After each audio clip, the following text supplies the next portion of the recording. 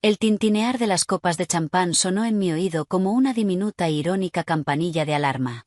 Al otro lado de la mesa cubierta con mantel de lino en persail, mi marido desde hacía 10 años, David Wright, extendió la mano para tomar la mía. Su sonrisa era la misma que me había conquistado en la abarrotada biblioteca de Derecho de Columbia lo que parecía otra vida atrás. Esa sonrisa de dientes perfectamente blancos y arruguitas en las comisuras de sus ojos azul océano, dedicada a la mujer más hermosa de cualquier habitación. Y la única razón por la que todo esto, hizo un gesto vago con la mano que abarcó el silencioso y lujoso restaurante, su traje a medida de Tom Ford, nuestra vida entera, significa algo. Sonreí. La curva cálida y ensayada de labios que había perfeccionado para inauguraciones de galerías y galas benéficas. Por nosotros. David. 10 años. Tomé un sorbo, las burbujas estallaron con fuerza sobre mi lengua. 10 años. El pensamiento tenía peso, algo sólido, sustancial. La mayor parte de una buena vida, ¿no? Tengo algo para ti, dijo él, bajando la voz a ese tono íntimo reservado solo para mí. Sacó una delgada caja negra de terciopelo que no reconocí de ningún joyero. Parecía antigua, el terciopelo ligeramente gastado en las bisagras. David, la cena ya es más que suficiente, protesté en voz baja, pero mi corazón dio un pequeño vuelco. Había estado misterioso toda la semana, recibiendo llamadas extrañas en su despacho y mencionando una pieza familiar que estaba restaurando. Nunca es suficiente para ti, Hannah. Empujó la caja hacia mí. Ábrela. La mesa cercana donde estaban sentados varios abogados de fusiones y adquisiciones de su oficina se quedó en silencio, observando con sonrisas indulgentes. Sentí la familiar y leve presión de estar en exhibición, la esposa perfecta recibiendo el regalo perfecto. Levanté la tapa. Sobre la seda marfil descolorida descansaba un collar. No era el brillo moderno y cegador de una compra en la Quinta Avenida. Era diferente. Una cadena de platino, delicada pero fuerte, llevaba un colgante del tamaño de mi uña. Un solo diamante de corte europeo antiguo, quizá de 2 quilates, sujeto en un intrincado engaste con bordes milgrain de oro blanco, rodeado por un patrón de filigrana con hojas casi Art Nouveau y pequeños detalles de perlas diminutas. Era impresionante de una forma fantasmal y atemporal. David, es exquisito. Se llama Estrella de Medianoche, dijo él mientras lo sacaba de la caja. El diamante atrapó la luz de las velas y proyectó arcoíris fragmentado sobre el mantel. Era de mi madre, lo único suyo que conservé cuando murió. He estado restaurándolo por completo durante los últimos 6 meses. Tuve que encontrar a un verdadero artista para trabajar en él. Quería que lo tuvieras esta noche. Su voz se volvió un poco más espesa, justo lo necesario. Para que siempre tengas contigo una pieza de mi familia. Los colegas hicieron suaves sonidos de aprobación. Una pieza familiar de verdad, Dave. Eso es auténtico, dijo Mark. Solo lo mejor para mi chica, respondió David, con los ojos brillantes. Date la vuelta, cariño. Levanté el cabello, sintiendo el metal frío rozar mi cuello y el leve clic del cierre. El colgante se acomodó justo sobre el escote de mi vestido de seda azul marino. Pesaba más de lo que parecía. Te queda perfecto, murmuró David, dejando sus manos sobre mis hombros un instante demasiado largo, como si hubiera sido hecho para ti. El resto de la cena pasó como un borrón de comida exquisita, vino caro y risas un poco demasiado fuertes. No dejaba de tocar el colgante mientras el metal se calentaba contra mi piel. La madre de David, Eleanor Wright, había muerto de un cáncer agresivo cuando él estaba en la universidad. Rara vez hablaba de ella. El gesto parecía profundo. Una vulnerabilidad enorme. Un pequeño nudo frío de culpa se formó en mi estómago. Había estado demasiado distante últimamente, demasiado ocupada organizando el campamento de verano de Liam y la renovación de la casa de los Hamptons. El regalo parecía una respuesta a una pregunta que nunca había hecho. Más tarde, en el silencioso y enorme baño de mármol de nuestro ático en Tribeca, finalmente lo examiné con atención. David ya dormía, agotado por el vino y por el papel de marido devoto. El diamante brillaba con intensidad bajo las luces del tocador. Intenté abrir el cierre, con los dedos húmedos por el vapor de la ducha que estaba a punto de tomar. El mecanismo era un antiguo cierre de barril, intrincado y rígido. Cuando por fin logré abrirlo, el collar se deslizó entre mis dedos. Intenté atraparlo, pero la cadena se enganchó en el borde del lavabo. Hubo un pequeño sonido metálico. El collar cayó dentro del fregadero de porcelana blanca. El colgante estaba intacto, pero la delicada cadena de seguridad se había roto cerca del cierre. Suspiré, molesta. Tendría que arreglarlo. David se decepcionaría si no lo llevaba mañana en el brunch informal con amigos que había organizado. Al sostenerlo en alto vi algo que no había notado antes. En la curva interior del engaste, donde descansaría contra mi piel, había una serie de diminutos arañazos precisos. No parecían desgaste aleatorio. Casi parecían marcas. Entrecerré los ojos. Era difícil distinguirlas. Tal vez una M más de o simplemente una imperfección del metal. El vapor de la ducha empañó el espejo y ocultó la vista. Negué con la cabeza. Las joyas antiguas cuentan historias. Aquellas solo serían cicatrices de su pasado. Coloqué el collar roto sobre una toalla de mano. Mañana lo llevaría a Elías. Elías Burkovitz era un artesano joyero de tercera generación con un pequeño taller en el distrito de los diamantes. Mi abuela siempre confiaba en él. Había arreglado la pulsera antigua de zafiros que David me regaló en nuestro 5º aniversario, después de que Liam, en una rabieta de niño pequeño, la lanzara por la cocina. Era discreto, brillante y no cobraba una fortuna. Dormir fue imposible. El colgante de diamante, ahora sobre la mesita de noche, parecía emitir una fría luz propia en la oscuridad. A la mañana siguiente, mientras tomábamos café, le mostré a David la cadena rota. «Oh, Hannah, no», dijo con genuina preocupación. La tomó con cuidado entre sus dedos. «Ese maldito cierre viejo. Debería haberlo cambiado. Lo siento mucho. Solo es la cadena de seguridad», dije. «Hoy lo llevaré a Elías. Lo arreglará en una hora». Una sombra cruzó por sus ojos, un destello que apareció y desapareció. «¿Elías en la calle 47? ¿Estás segura? Conozco un lugar fantástico en el Waldorf. Ellos hicieron la restauración inicial. Lo arreglarían gratis. Elías está bien, David. Es un mago y conoce todas mis otras piezas. Hará el trabajo igual». Besé su mejilla, saboreando café y su colonia cítrica. «No te preocupes. Cuidaré el tesoro de tu madre». Forzó una sonrisa que no llegó a sus ojos. «De acuerdo, solo ten cuidado con él. Es irreemplazable». El taller de Elías era una cueva de maravillas que olía a pulidor de metal, madera vieja y polvo. Las vitrinas mostraban piezas increíbles y las paredes estaban cubiertas por cientos de pequeños cajones de madera. Elías, un hombre pequeño con una lupa permanentemente sobre la frente como una corona de joyero, tomó el collar con la reverencia de un sacerdote sosteniendo una reliquia. «Ah, la estrella de medianoche», murmuró con su voz grave de Europa del Este. «Una pieza hermosa con una historia trágica». Parpadeé. «¿La conoce?» «Conozco la pieza. De la familia adecuada. No la veía desde hace más de 20 años». La examinó con la lupa bajo la luz halógena. Emitió un murmullo indiferente. Observó la cadena rota chasqueando la lengua. Algo sencillo, 5 minutos de soldadura, pero no se movió para arreglarla. Su atención estaba fija en el colgante.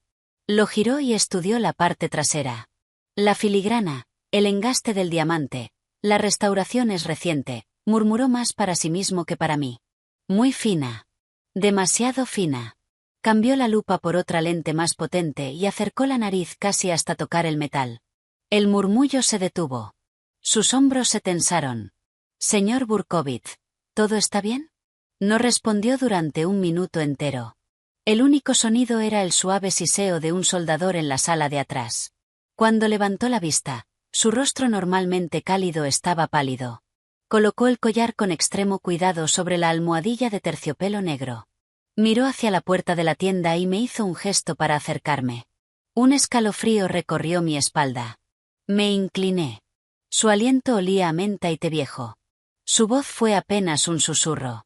«Señor Wright, este colgante ha sido modificado. La filigrana no es solo decorativa. Hay una cavidad muy pequeña entre el oro exterior y el engaste interior». Tragó saliva. «Cuando uso el espectroscopio veo restos de revestimiento de plomo y detrás polonio 210, partículas microscópicas selladas dentro.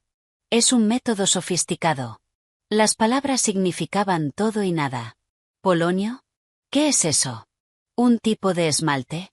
Sus ojos, agrandados por la lente, estaban llenos de un miedo contagioso. No, señor Wright. No es para joyería. Es un emisor alfa, radiactivo, extremadamente tóxico. Unas pocas motas, un poco de polvo, es suficiente. No tiene olor ni sabor. Si el sello se rompe, pasa a la piel, se inhala, entra en el cuerpo. Su voz bajó aún más. Te enferma lentamente. El cabello se cae. Los huesos duelen. Los órganos fallan. Los médicos buscan cáncer o enfermedades raras y casi nunca encuentran esto. Es un fantasma que mata. El mundo no se inclinó. Se congeló. El siseo del soldador se convirtió en un grito.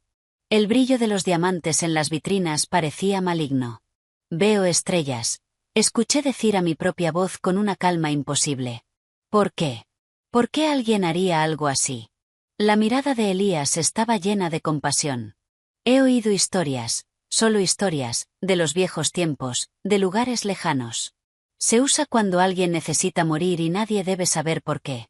Empujó el collar lejos de él como si fuera una serpiente viva. Usted lo lleva contra la piel todos los días. En la ducha, con el calor y la humedad. Incluso el mejor sello puede debilitarse. Un pequeño fallo. Sacudió la cabeza con gravedad. ¿Quién se lo dio? El hielo en mis venas se volvió fuego y luego volvió a congelarse. David. Su madre, una pieza familiar. Quería que tuvieras una parte de mi familia contigo. Siempre. La cena, el brindis, los colegas mirando, el regalo perfecto, el peso en mi cuello. ¿Cuánto tiempo? Mis labios estaban entumecidos. ¿Cuánto tarda en hacer efecto? Semanas. Meses. Los síntomas parecen muchas cosas. Fatiga, una gripe que no desaparece. Cuando los médicos miran en la dirección correcta ya es demasiado tarde. Me miró a los ojos y vi el veredicto. No debe llevarse esto de vuelta. Debe acudir a las autoridades. Las autoridades. La policía. Me imaginé entrando en una comisaría diciendo, mi marido me regaló un collar radiactivo. Sonreirían con educación. Llamarían a David. David con su encanto y sus contactos. Mi pobre esposa estresada, diría. La presión de las obras benéficas. Quizá un malentendido con el joyero. Vamos al doctor Evans, cariño. Un chequeo completo. Y yo desaparecería en un diagnóstico de psicosis por estrés o en la muerte lenta que Elías acababa de describir. No, dije. Tomé el collar. Elías retrocedió. Usted va a arreglar ahora mismo la cadena exactamente como estaba y no dirá nada a nadie. Nadie. ¿Entiende? Señor Wright, no puedo. La voz que salió de mí era fría y final. Cobre el pago de mi tarjeta y olvide que estuve aquí hoy. Olvide lo que vio. Dudó un momento. El miedo ganó. Asintió.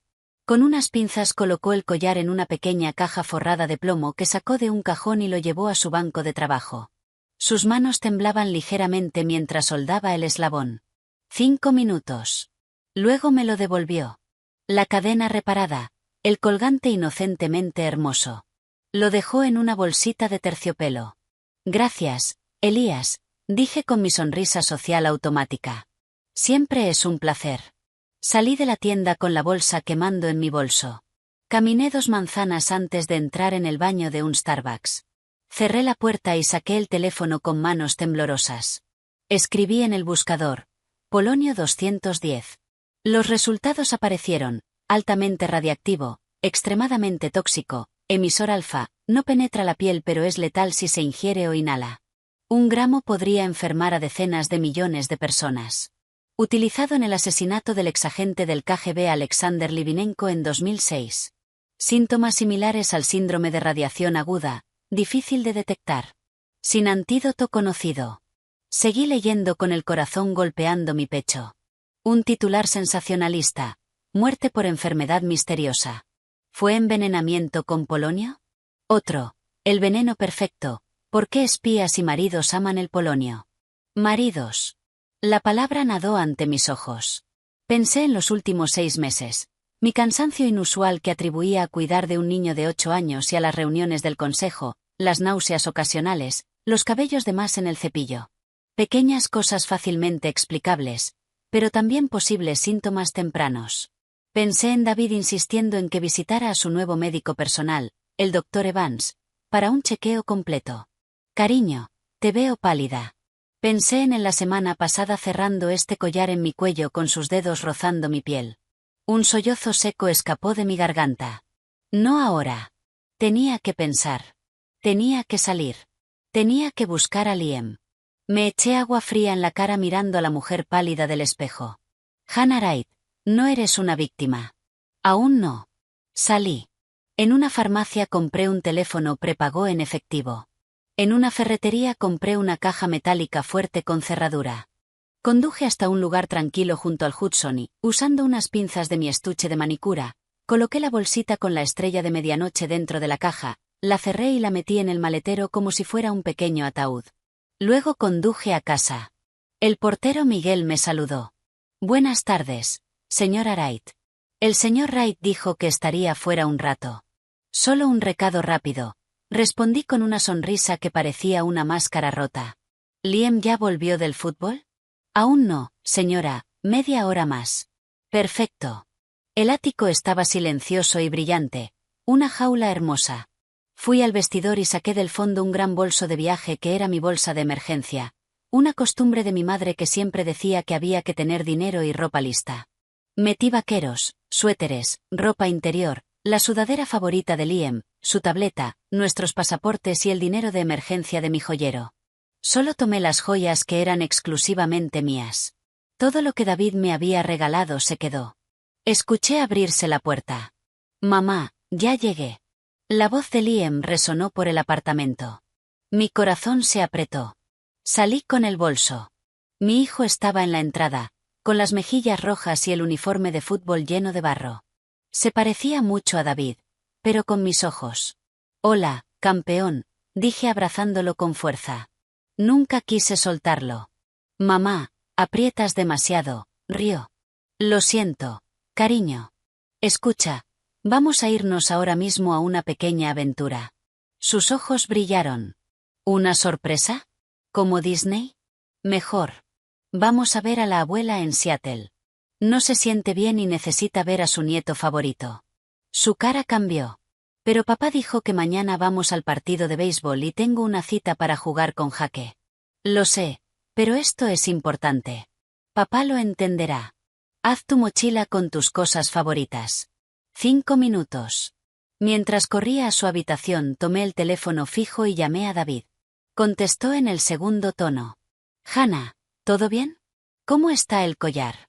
Su voz sonaba normal, cariñosa. Está bien, dije forzando un temblor en mi voz. Pero es mamá en Seattle. Clare acaba de llamar. Se cayó. Parece grave. Quizá una cadera rota. Tal vez quiere vernos. Hubo una pausa. Oh, Hannah, lo siento mucho. ¿Quieres que vaya contigo? ¿Puedo cancelar reuniones? No, tienes la presentación del lunes. Es importante. Ya reservé un vuelo desde Newark en 2 horas. Solo necesito estar con ella. Otra pausa. Claro. Dale mi cariño y besa a Liam de mi parte. Llámame cuando lleguen. Te quiero. Yo también.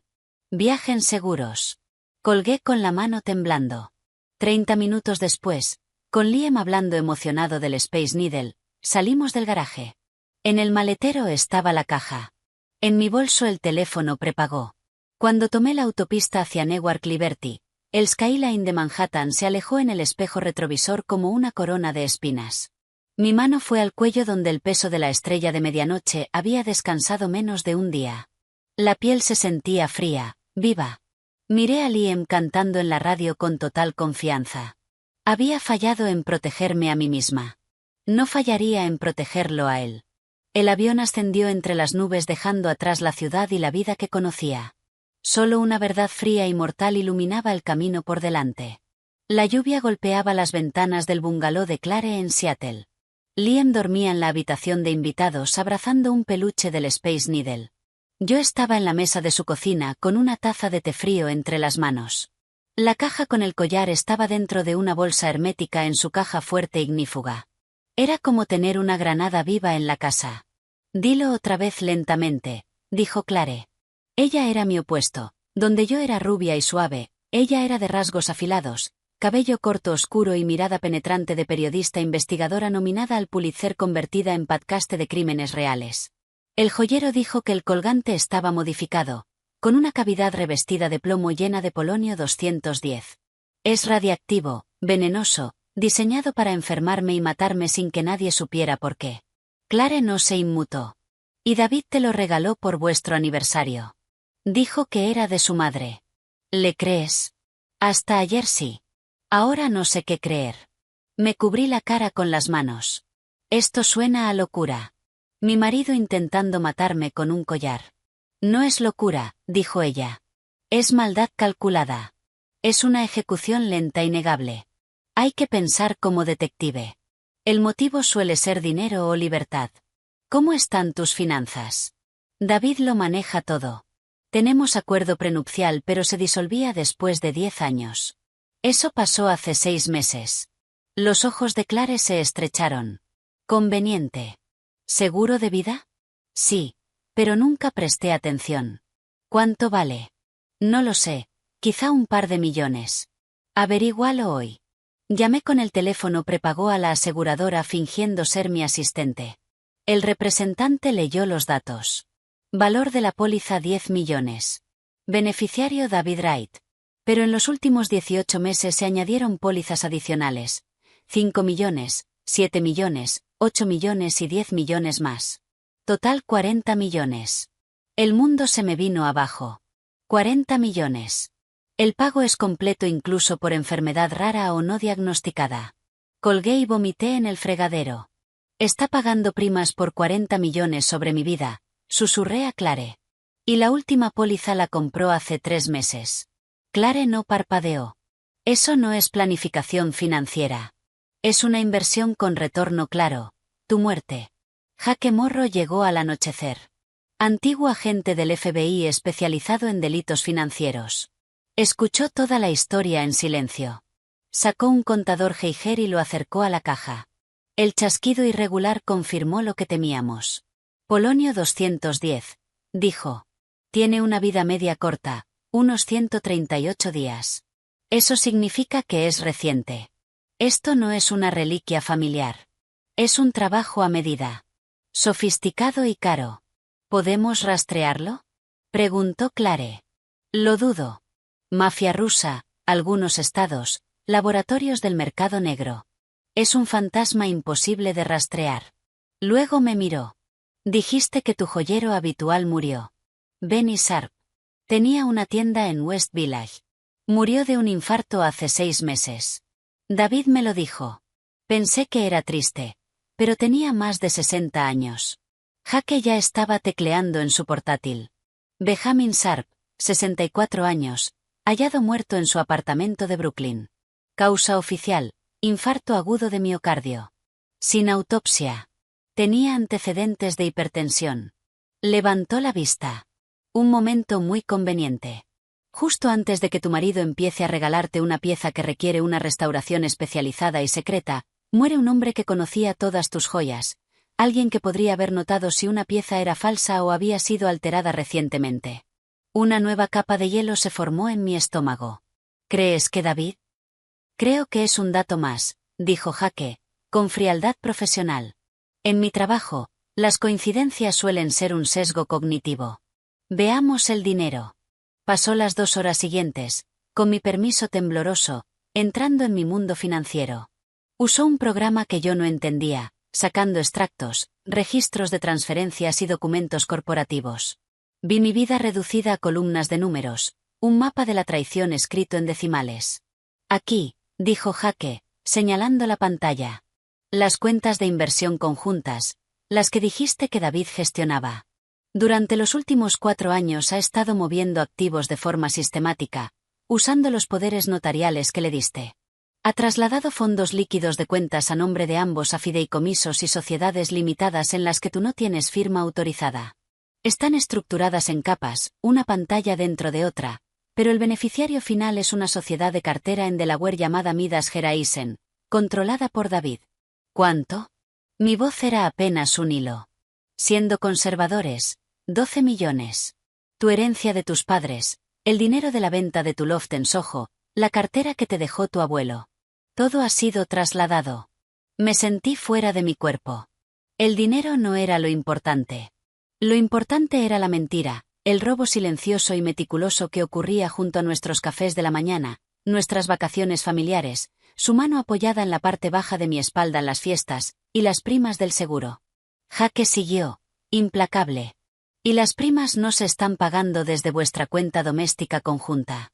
Se están pagando desde una cuenta corporativa de Wright Capital, su empresa, lo que significa que las está metiendo como gasto de negocio deducible. O sea, que se está desgravando el coste de matarme. Lo absurdo de aquello casi me hizo reír. ¡Qué cabrón tan eficiente!, murmuró Clare. Los dedos de Jaque volaban sobre el teclado. Veamos el círculo íntimo del señor Wright. Su padrino de boda, Marcus Thorne. Conocía a Marcus. El típico tipo de fondos de cobertura, palmadas en la espalda, compañero de universidad de David.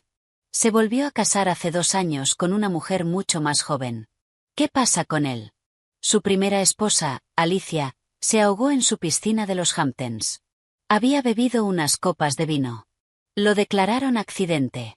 Era hija de un magnate de la industria cárnica y había heredado un terreno muy valioso y edificable en Montauk. Ese terreno se vendió 6 meses después de su muerte. El fondo de Marcus, en el que David es uno de los principales inversores, fue el promotor principal. Sunset Tree Luxury Condos. Muy rentable. Las piezas, afiladas y feas, empezaron a encajar. No era una sola idea monstruosa, sino un patrón, un método. David invirtió en ese proyecto, susurré. Dijo que era una apuesta segura. Un amigo ayudando a otro. Un amigo ayudando a otro a deshacerse de su esposa y sacar dinero del cadáver, escupió Clare. Jaque asintió. Es un patrón. Acceso a riqueza mediante matrimonio, eliminación del cónyuge, un accidente trágico o una enfermedad repentina. Nada de divorcios sucios, nada de repartir bienes, solo una herencia limpia y rentable. Con David es el seguro. Con Marcus fue el sector inmobiliario. Distintas herramientas, mismo plan. Pensé en el dolor de David cuando murió la mujer de Marcus. En el elogio sentido que dio. En el apoyo que mostró a su amigo destrozado. Todo teatro. ¿Qué hago? La pregunta sonó pequeña, perdida. Jaque me miró sin apartar la vista. Primero, para él tú sigues estando muerta en vida. Eres una mujer a la que acaban de dar un veneno de acción lenta. Él estará esperando, observando los síntomas. Estará al mando. Paciente. Vamos a usar eso. Dejaremos que se confíe. Tienes que desaparecer. Nada de contacto con viejos amigos. Nada de redes sociales. Eres una hija entregada cuidando de su madre enferma. Alimentaremos esa versión por unos pocos canales controlados. Y luego haremos que enfermes. Me eché hacia atrás. ¿Qué? No de verdad. Haremos que él crea que estás enferma. Los síntomas de un envenenamiento por radiación de bajo nivel, cansancio, náuseas, moratones inexplicables. Dejaremos que eso le llegue por sus canales. Creerá que su plan está funcionando. Y cuando un hombre cree que está ganando, se descuida. Comete errores. Puede que acelere los plazos. Y ahí, dijo Jaque, es cuando estaremos esperando. Esa noche, mucho después de que Clare y Jaque dejaran de hablar de estrategia, fui a ver a Liam. Dormía, en paz, inocente. Le aparté el pelo de la frente. Mi corazón era una herida viva. Ya no luchaba solo por mi vida. Luchaba por la suya, por el derecho a ser su madre, a verlo crecer. El miedo seguía ahí, un compañero constante y frío, pero debajo de él empezaba a moverse algo nuevo, un fragmento duro y brillante de furia. David no solo me había traicionado. Me había convertido en una idiota. Había convertido nuestra vida, nuestro amor, nuestra familia, en una anotación contable, en un cálculo. Muy bien, David, pensé, mirando la lluvia incansable de Seattle. ¿Quieres jugar a este juego? Elegiste a la esposa equivocada para envenenar. El juego había empezado y, por primera vez, yo conocía las reglas. 2 semanas en Seattle se instalaron en una rutina sombría. Mi mundo, antes definido por galas benéficas y admisiones preescolares, ahora giraba en torno a aplicaciones de mensajería cifrada, informes de contabilidad forense y la cuidadosa construcción de una mentira. La habitación de invitados de Clare era nuestro cuarto de guerra. Mapas, cronologías y diagramas de flujo, cortesía de Jaque, cubrían una pared, trazando los movimientos financieros y las conexiones sociales de David con un detalle brutal y condenatorio. Mi papel era el de la esposa que se iba apagando poco a poco. Era una actuación enfermiza bajo la dirección de Jaque. Hice una llamada cuidadosamente escrita a David, programada para un viernes por la noche, cuando seguramente estaría tomando algo, sintiéndose seguro. El teléfono sonó 3 veces antes de que respondiera. Hannah, cariño, justo estaba pensando en ti. Su voz era cálida, teñida de lo que parecía una preocupación real. Antes era un consuelo. Ahora me revolvía la piel. David, dije, forzando un temblor débil en mi voz. Estaba sentada en el suelo del vestidor de Clare, con la puerta cerrada y un vaso de agua al lado para imitar el sonido de unas manos temblorosas. No sé qué me pasa. ¿Qué ocurre? ¿Es tu madre? ¿Está peor? No, mamá está estable. Soy yo. Dejé un silencio. Un latido de estática en la línea. Me siento fatal. Peor que cuando llegué. El cansancio es insoportable. Algunos días apenas puedo levantarme de la cama. Y se me cae el pelo a mechones, David, en la ducha. Da miedo. Describí los síntomas que Jaque había investigado. Dolores profundos en los huesos, sabor metálico en la boca, náuseas persistentes. Todo clásico, todo vago. Su respuesta fue una obra maestra de preocupación conyugal. Oh, cariño, eso suena fatal. Seguro que es el estrés, con lo de tu madre encima. Además, la humedad de Seattle tampoco ayuda. A lo mejor es un virus. ¿Has ido al médico? Todavía no. Es que, me siento tan débil. Clare está cuidando de Liam casi todos los días. Dejé que mi voz se quebrara. Te echo de menos. Tengo miedo. No tengas miedo. Lo resolveremos.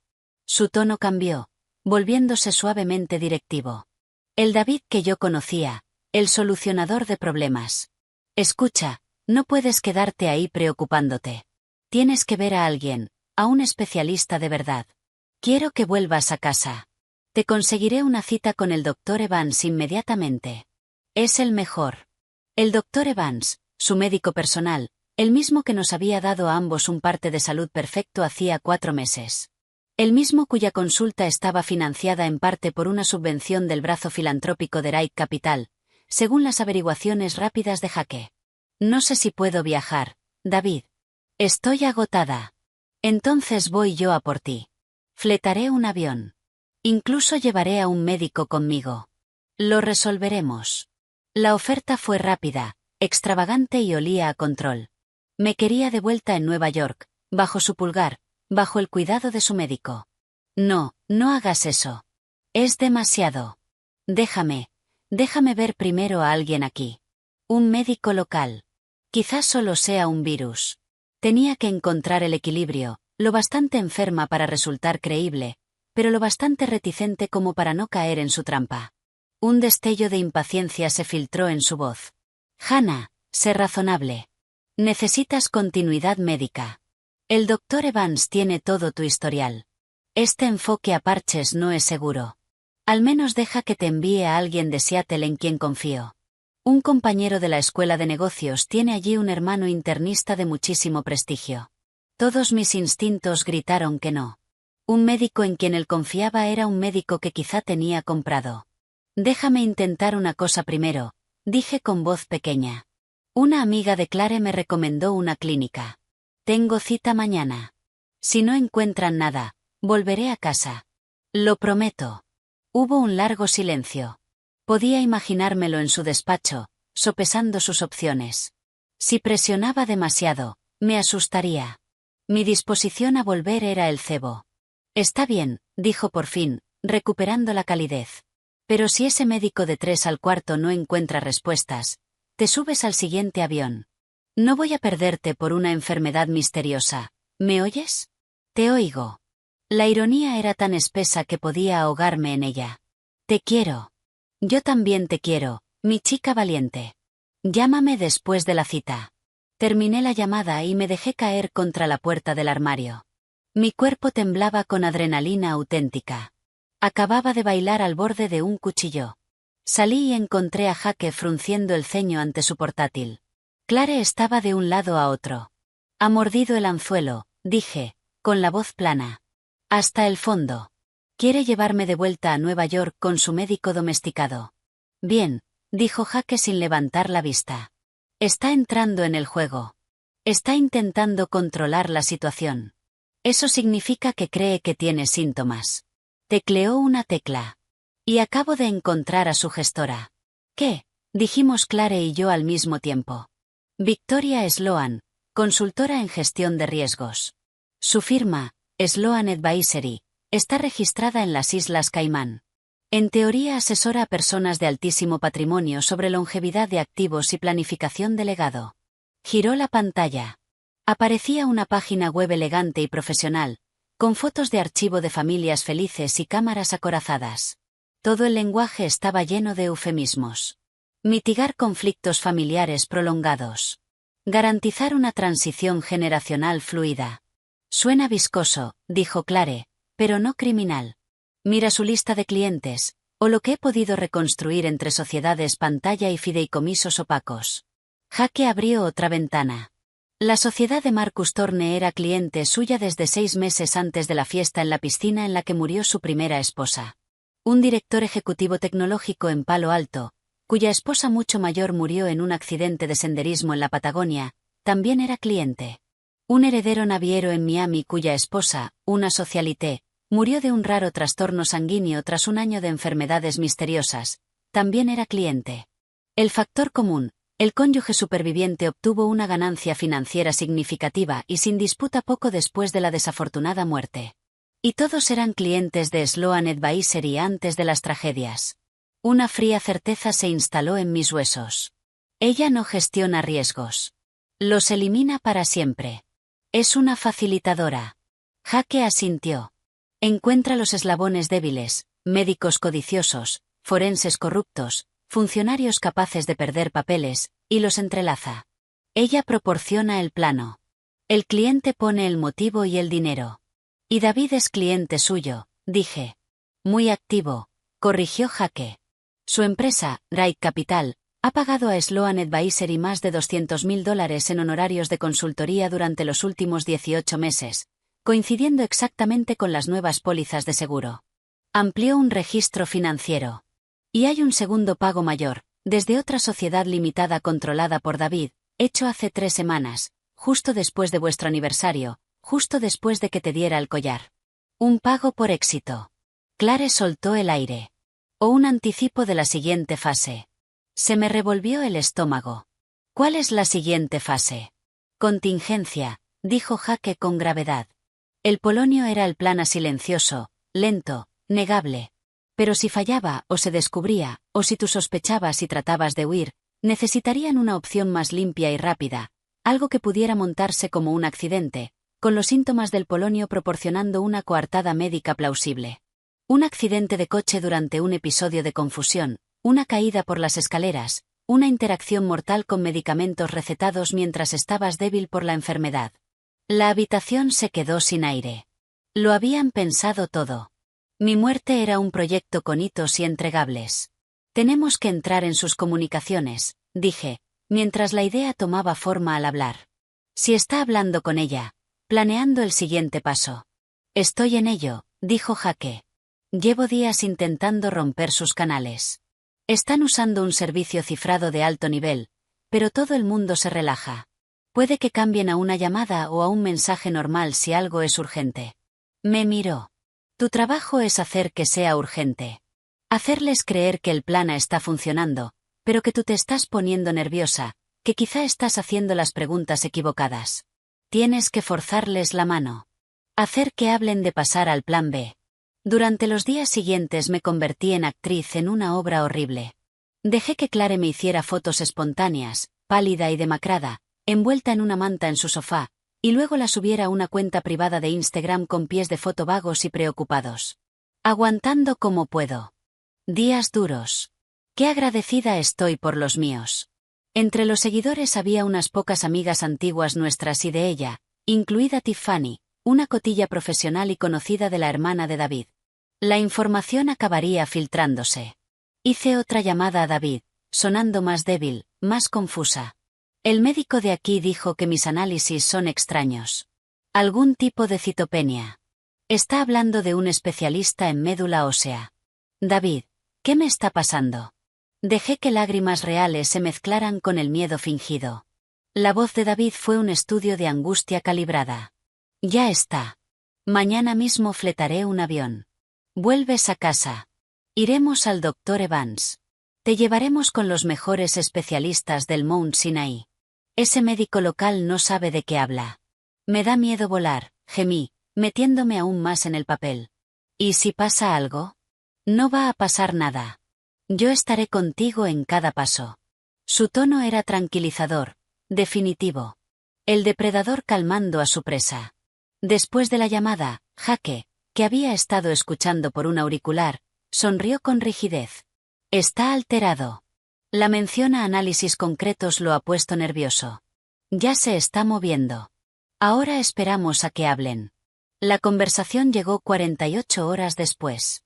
El programa de vigilancia de Jake, una herramienta aterradora que había instalado en el teléfono de David mediante un enlace de phishing que yo le había enviado semanas atrás, un artículo divertido sobre inversión sostenible en el que él había picado sin pensar, detectó una ráfaga de actividad, no en la aplicación cifrada, sino en un número desechable registrado a nombre de una sociedad pantalla. Jake nos puso el audio limpio a Clare y a mí. Era la voz de David, tensa, hablando con una voz femenina fría y profesional. Victoria. David, está haciendo preguntas. El médico ha mencionado recuentos sanguíneos. El plazo se está acelerando. Tenemos que pasar a la contingencia. Victoria, calmada, casi aburrida. Una escalada prematura conlleva sus propios riesgos. David, el vector principal sigue activo. Victoria, tiene que estarlo. Lleva ese maldito collar. Le encanta. Los síntomas encajan. Pero si empiezan a buscar causas ambientales, toxinas. Victoria, entonces aplicamos la fase 2, el paquete de saneamiento. Tienes el itinerario de viaje, David. La traigo de vuelta. Evacuación médica privada. Ya he organizado un coche desde Teterboro. La ruta pasa por los Palisades. Hay un tramo conocido por los cruces de ciervos, un volantazo repentino, fallo del quitamiedos. Con su estado debilitado, el traumatismo no sería sobrevivible. La enfermedad previa da una cobertura perfecta para las complicaciones. Victoria, ¿y el conductor? David, un freelance, discreto. Sabe que el sistema de frenado del vehículo tendrá un fallo latente. El informe policial citará error del conductor y el estado médico previo de la pasajera. Victoria, aceptable. Procede. Inicia la narrativa médica con tu Dr. Evans. Yo me ocuparé de la limpieza en la costa oeste. El pago inicial para este nivel ya ha sido recibido. David, solo haz que quede limpio. Victoria, he llegado demasiado lejos para fallar ahora. La llamada terminó. Los tres nos quedamos sentados en el salón de Clare, con la grabación flotando en el aire como gas venenoso. Oírlo con su propia voz, tan frío, tan transaccional, destrozó el último fantasma del hombre con el que creía haberme casado. Los Palisades, susurré. La carretera llena de curvas junto al Hudson. El lugar perfecto para un accidente. Los ojos de Jake se endurecieron. Ya lo tenemos. Solicitud para cometer asesinato. Conspiración. Es admisible. Ya podemos llevar esto al FBI. Miré la caja metálica sobre la mesa de centro de Clare como si fuera un adorno. Dentro estaba el collar, la primera arma homicida. En el portátil de Jake estaba el registro digital de la segunda. David no era solo un monstruo. Era un monstruo meticuloso, codicioso e impaciente. No, dije, con una voz sorprendentemente firme. Aún no. Clare me miró fijamente. Hannah, por el amor de Dios, ¿por qué no? Porque un accidente de coche en los Palisades es solo un plan. Un fallo latente en la línea de freno es circunstancial. Dirá que el conductor entendió mal. Que Victoria hablaba de otra cosa. Me pintará como una histérica que se envenena a sí misma para llamar la atención. Saldrá libre. Miré a Jake. Tú mismo lo dijiste. Tenemos que hacer que actúe. Tenemos que hacer que apriete el gatillo. Necesitamos al freelance. Necesitamos los frenos defectuosos. Necesitamos que dé la orden en persona o por teléfono. Jake sostuvo mi mirada durante un largo momento y luego una sonrisa lenta y sombría asomó a sus labios. ¿Quieres tender la trampa? ¿Usándote a ti misma como cebo? Ya tengo una diana en la espalda, dije. La furia que llevaba hirviendo dentro ahora rugía con claridad. Vamos a asegurarnos de que se pegue un tiro en el pie cuando dispare. Voy a volver a Nueva York y vamos a estar esperándolo. El vuelo de regreso a Nueva York fue un ejercicio de terror controlado. Cada sacudida de turbulencia parecía un presagio. Jake iba sentado 2 filas detrás de mí, disfrazado con una gorra de béisbol y unas gafas corrientes. Era un ancla silenciosa. Clare se había quedado en Seattle con Liam, un hecho que me abría un hueco de miedo y culpa en el pecho. Él creía que estaba de vacaciones prolongadas con su tía Guay. Yo volaba hacia una zona de guerra. La evacuación médica de David era, por supuesto, un lujoso jet privado, todo cuero e iluminación tenue. Él me esperaba en la pista de Teterboro, con ese rostro suyo dolorosamente familiar, la preocupación dibujada en su cara guapa, los brazos abiertos. Me metí en su abrazo forzando a mi cuerpo a relajarse, a apoyarse en él.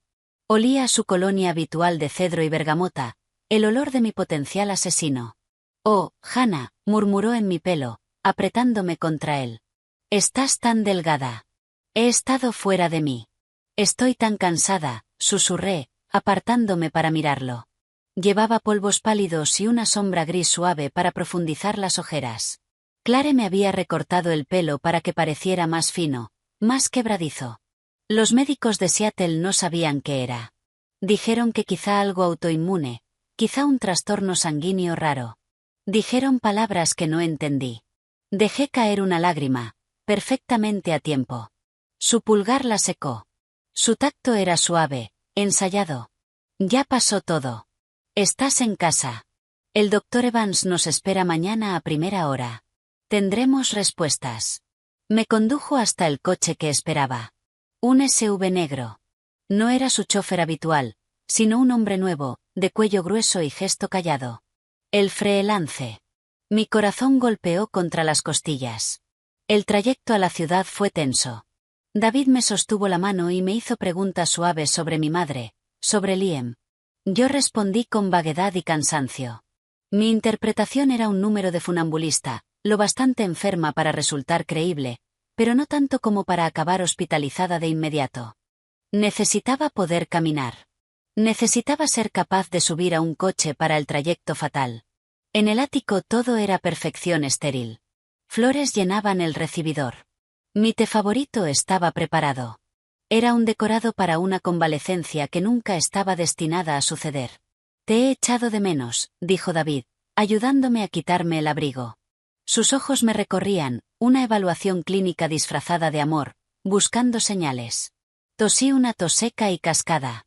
La había ensayado. Yo también te he echado de menos, mentí. Qué bien estar en casa. Esa noche, mientras fingía dormir, empezó el trabajo real.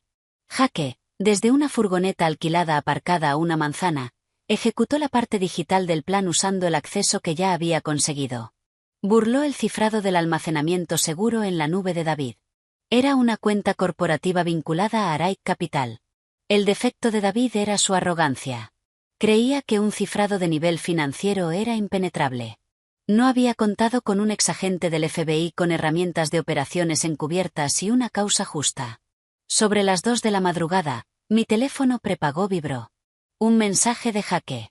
Tiene una carpeta llamada H médica. Descargando ahora. También encontré chats archivados con V. Espera. Me quedé tumbada en la oscuridad, con la respiración constante de David a mi lado, mirando la barra de progreso en la diminuta pantalla bajo las sábanas. La carpeta H médica contenía exactamente lo que temíamos. Informes médicos falsificados de un doctor Evans al que yo nunca había visto, detallando una enfermedad neurológica degenerativa progresiva con presentación atípica. Había artículos de investigación sobre insomnio familiar fatal, sobre la enfermedad de Creutzfeldt-Jakob. Enfermedades raras, aterradoras y difíciles de diagnosticar de forma definitiva sin autopsia. Una autopsia que las notas sugerían que el marido desconsolado podía rechazar por motivos religiosos o personales. Era la arquitectura narrativa de mi muerte. Y luego llegó el premio gordo, un archivo de audio con fecha de hacía 2 días. David y Victoria. Me puse los auriculares. El sonido de fantasmas en la habitación oscura. Victoria, la contingencia está lista. El activo está colocado. El vehículo para el traslado desde Teterboro ya ha sido revisado. El fallo será catastrófico y parecerá mecánico. Se ha compensado al conductor por la futura pérdida de su familia. David, entendido. ¿Y la narrativa? Victoria, el marido desconsolado que trae a su esposa gravemente enferma a casa para recibir atención especializada. Un accidente trágico de camino. La enfermedad previa explica cualquier hallazgo traumático anómalo. La policía verá a un hombre heroico y destrozado que intentó salvar a su esposa. Los medios se lo tragarán entero. Serás una figura simpática. Los pagos del seguro serán rápidos. David, ¿y el niño? La sangre se me congeló. Victoria, un fideicomiso, como hablamos, con usted como único tutor y administrador. Por supuesto, una tragedia doble. A largo plazo, los fondos quedarán consolidados de forma más limpia. David, bien. Adelante. La tendré en Teterboro mañana a las 3 de la tarde. Haz que parezca lo del ciervo. Victoria, ya está hecho. Buen viaje, David. Hacia un nuevo horizonte. Detuve la grabación. Me quité los auriculares. Me quedé mirando el techo, con las molduras flotando en la oscuridad. ¿Y el niño? No solo estaba dispuesto a dejar huérfano a su hijo. Pensaba lucrarse con ello. Consolidar los fondos. La cara de Liam, confiada y luminosa, llenó mi mente. Una rabia roja y primitiva, más fría y más afilada que cualquier miedo, se encendió en mi interior. A la mañana siguiente interpreté el acto final. Durante el desayuno apenas probé bocado. Dejé que me temblara tanto la mano que se derramó el zumo de naranja. Arrastré ligeramente las palabras, como si tuviera la lengua pesada. Fingí perder el hilo a mitad de frase, quedándome mirando la ventana en blanco. David observaba con una hermosa máscara de preocupación que se endurecía en algo distinto, una especie de satisfacción clínica y ansiosa. Su plan estaba funcionando. Su veneno estaba haciendo efecto. Su contingencia estaba en marcha. No pasa nada, cariño, me calmó, limpiando el zumo. El doctor Evans te ayudará. Vamos a prepararte. En el dormitorio, mientras me cambiaba a ropa suave y cómoda para viajar, activé la segunda fase. Con un microbisturí de un kit que me había dado Jaque, hice un corte diminuto y preciso en el forro interior de la chaqueta azul favorita de David, la que había dejado preparada para la rueda de prensa emocional que sin duda pensaba dar tras mi muerte. En la abertura introduje un rastreador GPS ultrafino y un microtransmisor activado por voz. Los juguetes de Jaque. Los dispositivos eran autoadhesivos y quedarían ocultos dentro del acolchado. ¿Estás lista, Hannah?, llamó David desde la puerta. Yo di un respingo y me giré llevándome una mano al corazón. Me has asustado, dije, forzando una sonrisa débil. Solo me he mareado un segundo. Todo en él era solicitud y amabilidad. Apóyate en mí. El trayecto hasta la consulta del doctor Evans fue en un coche con chofer. David estaba tenso, mirando el teléfono a cada rato. Yo interpreté mi papel, apoyada contra la ventanilla, fingiendo agotamiento.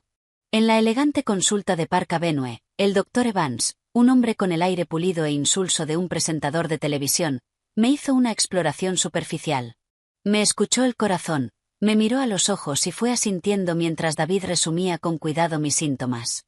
Sí que encaja con el cuadro progresivo del que hablamos, David, dijo Evans, con una voz suave y vacía como un río sin corriente. El cansancio, los signos neurológicos. Hannah, tendremos que hacer más pruebas. Por supuesto, pero me temo que ya es momento de plantear un ingreso más agresivo por tu propia seguridad. Esa era la jugada. Conseguir que me ingresaran. Luego un traslado compasivo a un centro especializado. Un traslado que nunca llegaría. Solo quiero irme a casa, susurré, pareciendo confusa y asustada. David me tomó la mano. Ahora mismo la mejor atención no está en casa, cariño. El doctor Evans tiene un centro maravilloso al norte del estado. Te llevaremos esta misma tarde. Yo mismo te llevaré esta misma tarde. El traslado de las 3 de la tarde, el vehículo preparado, el ciervo. De vuelta en el coche, rumbo al ático para recoger mis cosas. El teléfono de David vibró. Lo miró. Un destello de algo, de anticipación, le cruzó la cara. Era un mensaje. Fingí dormitar con la cabeza apoyada en la ventanilla, pero mantuve los ojos entreabiertos, viendo el reflejo de la pantalla en el cristal. En la vista previa apareció: paquete asegurado. Ruta confirmada. Conductor listo. Hora estimada de llegada al destino final, 4:15. Confirmaré cierre. David respondió con una sola palabra. Procede. Luego hizo una llamada, y su voz cambió al tono de sala de juntas. Marcus. Sí, soy David. Mira, voy a estar incomunicado el resto del día y quizá también mañana. Lo de Hannah no pinta bien. La trasladan a una unidad especializada. Sí, un momento duro. Gracias, hermano. Te llamo cuando pueda. Colgó, fabricando su coartada con su amigo más viejo, su socio en el asesinato matrimonial. Llegamos al ático. Haz una maleta pequeña, cariño, dijo David con la voz empapada de falsa ternura. Ropa cómoda. Todo lo que necesites lo tendrán allí. Asentí. Me encerré en el dormitorio con la puerta cerrada. Escribí a Jaque desde el teléfono prepago. Es hoy. 3 de la tarde desde Teterboro. El vehículo está preparado. Llegada prevista a las 4:15. Acaba de confirmar a V que procedan. La respuesta fue inmediata. Estamos listos. Homicidios de la policía de Nueva York y el FBI están preparados. Tienen el audio. Interceptarán antes de que salgas del perímetro del aeropuerto. No subas a ese vehículo. Busca una excusa en el último segundo. A las 2:15, David me acompañó al ascensor. Llevaba mi pequeña bolsa. Yo me apoyaba con todo mi peso en su brazo. El rastreador de su chaqueta estaba activo. Jaque y un enjambre de agentes federales seguían un punto moviéndose por un mapa de Manhattan, rumbo al túnel hacia Nueva Jersey. Ya casi estamos, mi amor, murmuró David, besándome en la sien. Sus labios me parecieron la picadura de una araña. Todo va a salir bien. Levanté la vista y, por primera vez en todo el día, lo miré con una mirada clara y firme. La actuación de enferma confusa se desvaneció. Ya lo sé, David, dije en voz baja, fría y completamente cuerda. ¿Por qué no voy a subir a ese coche? Se detuvo. El ascensor sonó al abrirse en el garaje privado. El SUV negro estaba allí, con el motor en marcha. El conductor de cuello grueso esperaba junto a la puerta trasera abierta. El rostro de David sufrió un cambio sutil y aterrador. La preocupación desapareció y dejó al descubierto el cálculo frío e impaciente que escondía debajo. Hannah, no te pongas difícil. No estás bien. Tienes que llegar al centro. Necesito muchas cosas, dije, dando un paso atrás, fuera de su alcance. Pero un viaje sin vuelta por los Palisades no es una de ellas. Sus ojos se abrieron apenas una fracción de segundo. Luego se entornaron. La máscara había caído. ¿De qué estás hablando? Estás confusa. ¿Por la enfermedad? ¿La enfermedad que tú me diste? Metí la mano en el bolsillo del abrigo y saqué la pequeña bolsa forrada de plomo. La levanté. Estrella de medianoche. Un nombre precioso para un arma homicida. Polonio 210. David, ¿de verdad? ¿No podía simplemente pedirme el divorcio? Toda la sangre desapareció de su cara. Era la confirmación que yo no sabía que necesitaba. La conmoción desnuda, sin filtro. No solo lo habían descubierto. Habían desmantelado por completo su plan perfecto y elegante. Estás enferma, siseó, lanzándose hacia mí. No sabes lo que dices. En ese instante, las puertas del garaje estallaron en luz y sonido. Sonaron sirenas, chirriaron neumáticos, SUVs indistintivos y coches de la policía de Nueva York nos cerraron el paso. Las puertas se abrieron de golpe y salieron agentes con chalecos y armas desenfundadas. FBI. David Wright, al suelo ahora mismo. David se quedó congelado, con las manos a medio camino de agarrarme. Miró las armas, luego me miró a mí, luego al conductor, al que ya estaban estampando contra el capó del SUV y esposando. La conmoción absoluta y perfecta de su cara fue lo más satisfactorio que había visto en mi vida. Di otro paso atrás, entrando en el espacio despejado por los agentes. Miré al hombre con el que había compartido cama durante una década, el padre de mi hijo. Preguntaste por el niño, David, dije, y mi voz resonó en el repentino silencio. Está a salvo de ti. Mientras lo empujaban contra el hormigón y le leían sus derechos. Conspiración para cometer asesinato, instigación, intento de asesinato, sus ojos no se apartaron de los míos. No suplicaban ni mostraban rabia. Solo incredulidad, desconcierto. El maestro de la contabilidad, el arquitecto del crimen perfecto, había sido superado. Se acercó una agente, una mujer de rostro severo y ojos amables. Señora Wright, soy la agente especial Miller. Su amigo Jake está en la furgoneta. Tenemos el audio. Tenemos el vehículo. El conductor ya está hablando. Ahora está a salvo. Asentí y por fin me fallaron las rodillas. No por la enfermedad fingida, sino por la marea de alivio y el desplome de la adrenalina. Mientras me apartaban de allí, oí la voz de David, cortante y furiosa, atravesando el garaje. Esto es un error. Está enferma. Está paranoica. Yo intentaba ayudarla. Están escuchando a una mujer enferma. No miré atrás. La trampa se había cerrado. Y, por primera vez, yo estaba del lado correcto de los barrotes. La sala de interrogatorios de la oficina del FBI en Nueva York era un estudio de tensión estéril. Yo estaba sentada a un lado de una mesa metálica y fría. La agente Miller y un fiscal federal adjunto de rostro pétreo llamado Vargas estaban al otro. Entre nosotros, una grabadora digital hacía parpadear su ojo rojo. El aire olía a café recalentado y limpiador industrial. Cuéntenos el momento exacto en que empezó a sospechar de su marido, señora Wright, dijo Vargas. Su voz era tranquila, carente de juicio, una herramienta para arrancar hechos. Lo conté todo otra vez. Empecé por el collar, la advertencia de Elías, el vuelo a Seattle. Expliqué las pólizas de seguro, las transferencias financieras que Jake había descubierto, la conexión con la primera esposa de Marcus, la llamada grabada con Victoria Sloan sobre el ciervo y el vehículo preparado. Entregué la caja con el collar, ahora sellada en una bolsa de pruebas. Un técnico forense con traje de protección se la había llevado con la misma reverencia que tendría un artificiero con una bomba. Y grabó esas conversaciones con el señor Wright mientras fingía estar enferma, siguiendo el consejo de su investigador, Jake Morrow. Preguntó la agente Miller, con el bolígrafo listo. Sí. Jake me aconsejó hacerlo para establecer la intención y sacar a la luz la conspiración. Dijo que era la única forma de conseguir pruebas admisibles de un complot de asesinato por encargo. Vargas y Miller intercambiaron una mirada. Los métodos del señor Morrow son agresivos.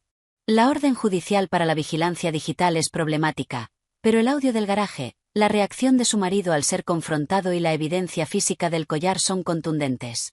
El conductor, un hombre llamado Vince Kovac, está cantando como un canario. Confirma que lo contrataron a través de un intermediario para provocar un accidente catastrófico en una ruta concreta a cambio de $50.000 en criptomonedas imposibles de rastrear.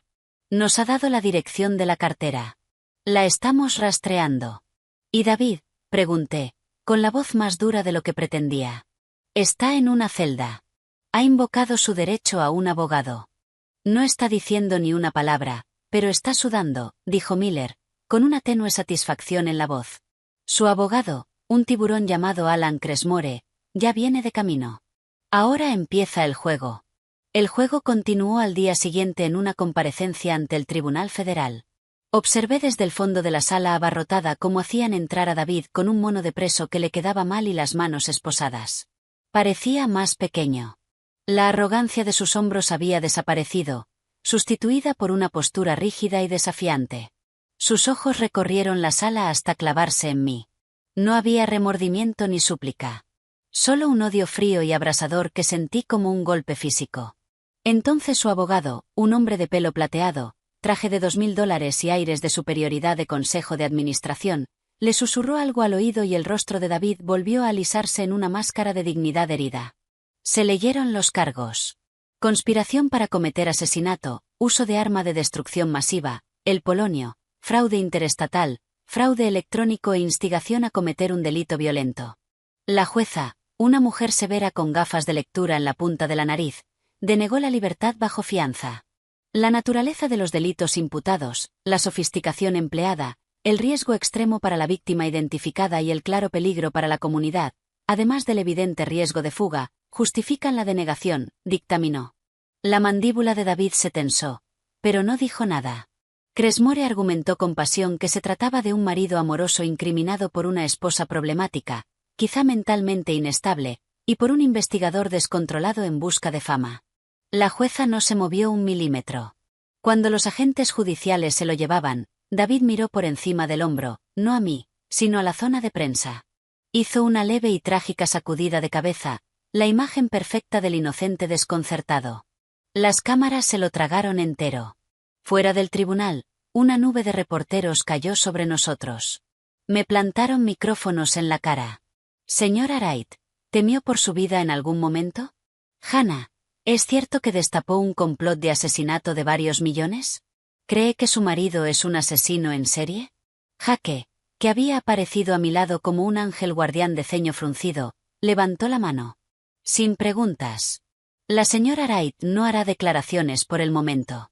Me guió entre la multitud hasta un sedán que esperaba. Clare estaba dentro. Había volado desde Seattle después de dejar a Liam con una amiga de confianza. ¿Estás bien?, preguntó Clare, apretándome la mano. Me ha mirado como si yo fuera un insecto, dije. Aún llevaba ese frío clavado en los huesos. Como si fuera una molestia que pensaba apartar de un manotazo. Está acorralado. Los animales acorralados son peligrosos, pero también predecibles, dijo Jake desde el asiento delantero. Su defensa irá por dos vías. Primera, que estás loca y que lo incriminaste. Segunda, que las pruebas están contaminadas por la forma en que yo las obtuve. Cresmore intentará que se excluyan los audios y los datos financieros. Tenemos que levantar un muro que no pueda escalar. ¿Cómo?, pregunté. Encontrando algo que no pueda explicar, algo que no venga ni de ti ni de mis métodos poco ortodoxos. Se giró hacia mí. El collar. Tenemos que conocer toda su historia. Dijiste que David aseguró que era de su madre. Eso dijo. Estrella de medianoche, el legado de su madre. Tenemos que demostrar que es mentira. Si logramos establecer que el collar tiene una historia distinta, más oscura, vinculamos la premeditación con un patrón. No es solo un regalo envenenado al azar. Es un trofeo. El laboratorio forense del FBI trabajó con una rapidez aterradora. Confirmaron el polonio. Su firma isotópica se rastreó hasta un lote que se cree que salió de contrabando de una instalación de investigación rusa desmantelada en los años 90. El revestimiento de plomo, la cavidad, todo quedó confirmado. Era un dispositivo profesional de asesinato hecho a medida. Pero la historia era más complicada. En los registros de la herencia de Eleanor Wright no aparecía tal collar. David no tenía hermanas. El único otro familiar era una tía lejana y senil en Florida.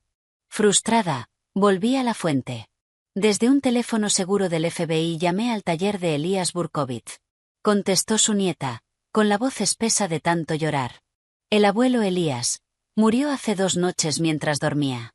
La policía dijo que fue el corazón. Era mayor. El agua helada del miedo volvió a inundarme. Lo siento muchísimo, conseguí decir. ¿Cuándo pasó? Anteanoche. Había tenido un buen día. Últimamente parecía preocupado por algo, pero esa noche se fue a la cama y ya no despertó. Hace 2 noches, la noche después del arresto de David. Ya no creía en las coincidencias. Llamé inmediatamente a la agente Miller. Lo investigaremos, dijo con voz sombría, pero sin pruebas de juego sucio, un anciano que muere mientras duerme.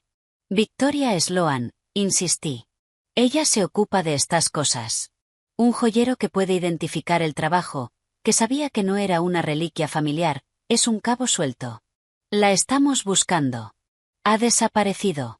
Sus cuentas en Caimán están vacías. Es un fantasma. Miller hizo una pausa. Pero tenemos una pista sobre el collar. La unidad de delitos artísticos pasó el diseño por una base de datos internacional de joyas robadas y piezas únicas. Encontramos una coincidencia.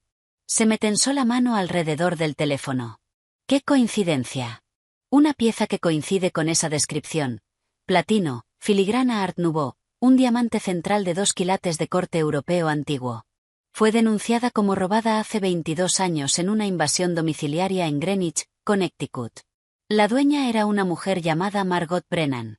Murió durante el robo. Traumatismo contundente. El caso nunca se resolvió. Margot. El nombre de los arañazos en el interior del colgante. M+D. No era Margot y otra persona. Era Margot y David. Pero eso era imposible. 22 años atrás David habría sido. ¿Qué edad tenía Margot Brennan?, pregunté, con la boca seca. 24 años. Estudiante de posgrado en Columbia. El collar había sido un regalo de su prometido. Según el informe policial original, una reliquia familiar por parte de él. ¿Quién era el prometido? Oí el roce de papeles. El informe señala que el prometido fue quien denunció el robo y su muerte. Un joven interno de finanzas llamado David Allen Wright. El suelo desapareció bajo mis pies. Me agarré al borde de la mesa. David Allen Wright. ¿Él mismo? No era el collar de su madre. Había pertenecido a una mujer con la que estuvo prometido. Una mujer que murió. Una mujer cuyo asesinato nunca se resolvió. El caso se cerró como un robo violento al azar. Miller siguió hablando con voz clínica. No hubo sospechosos, ni huellas. El prometido tenía coartada. Estaba en un retiro de trabajo en los Hamptons, confirmado por decenas de personas. Se lo consideró otra víctima. Una coartada perfecta. Una pérdida trágica.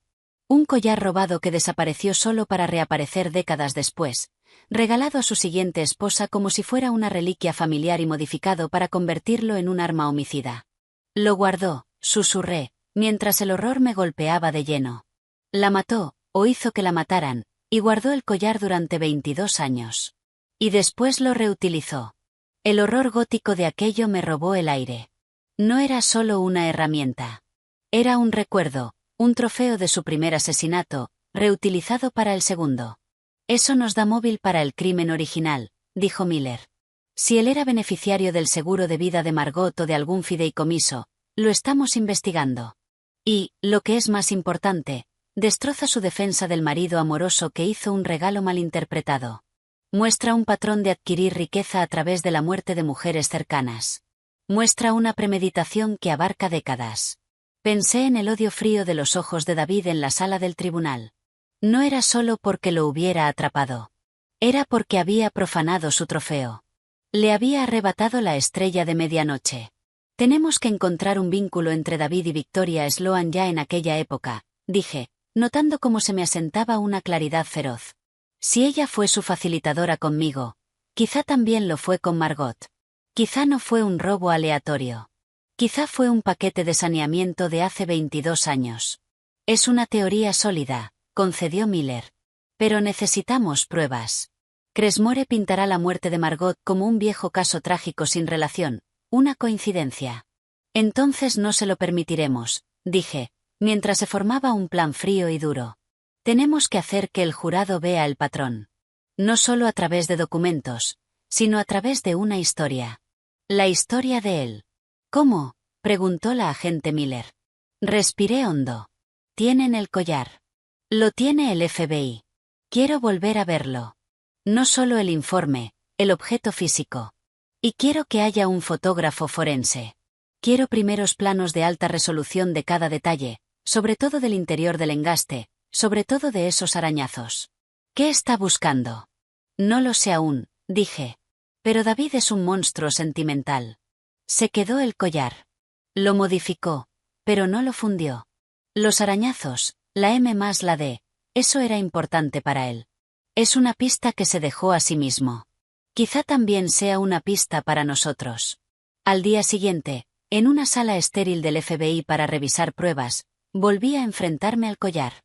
Reposaba sobre una tela negra bajo una luz intensa, sellado en una bolsa forense transparente. Ahora parecía más pequeño. Ya no era glamuroso ni inquietante. Solo una pieza fría y fea de metal y piedra, un recipiente para veneno y memoria. El fotógrafo tomó sus imágenes. Yo le pedí que se acercara más al interior de la montura. Ahí, donde las garras se unen al engaste. Al ampliar esa zona en el monitor de alta resolución, los arañazos aparecieron nítidos, aumentados 100 veces. Eran toscos, hechos con una herramienta afilada, no con láser. Pero bajo la lente apareció algo más.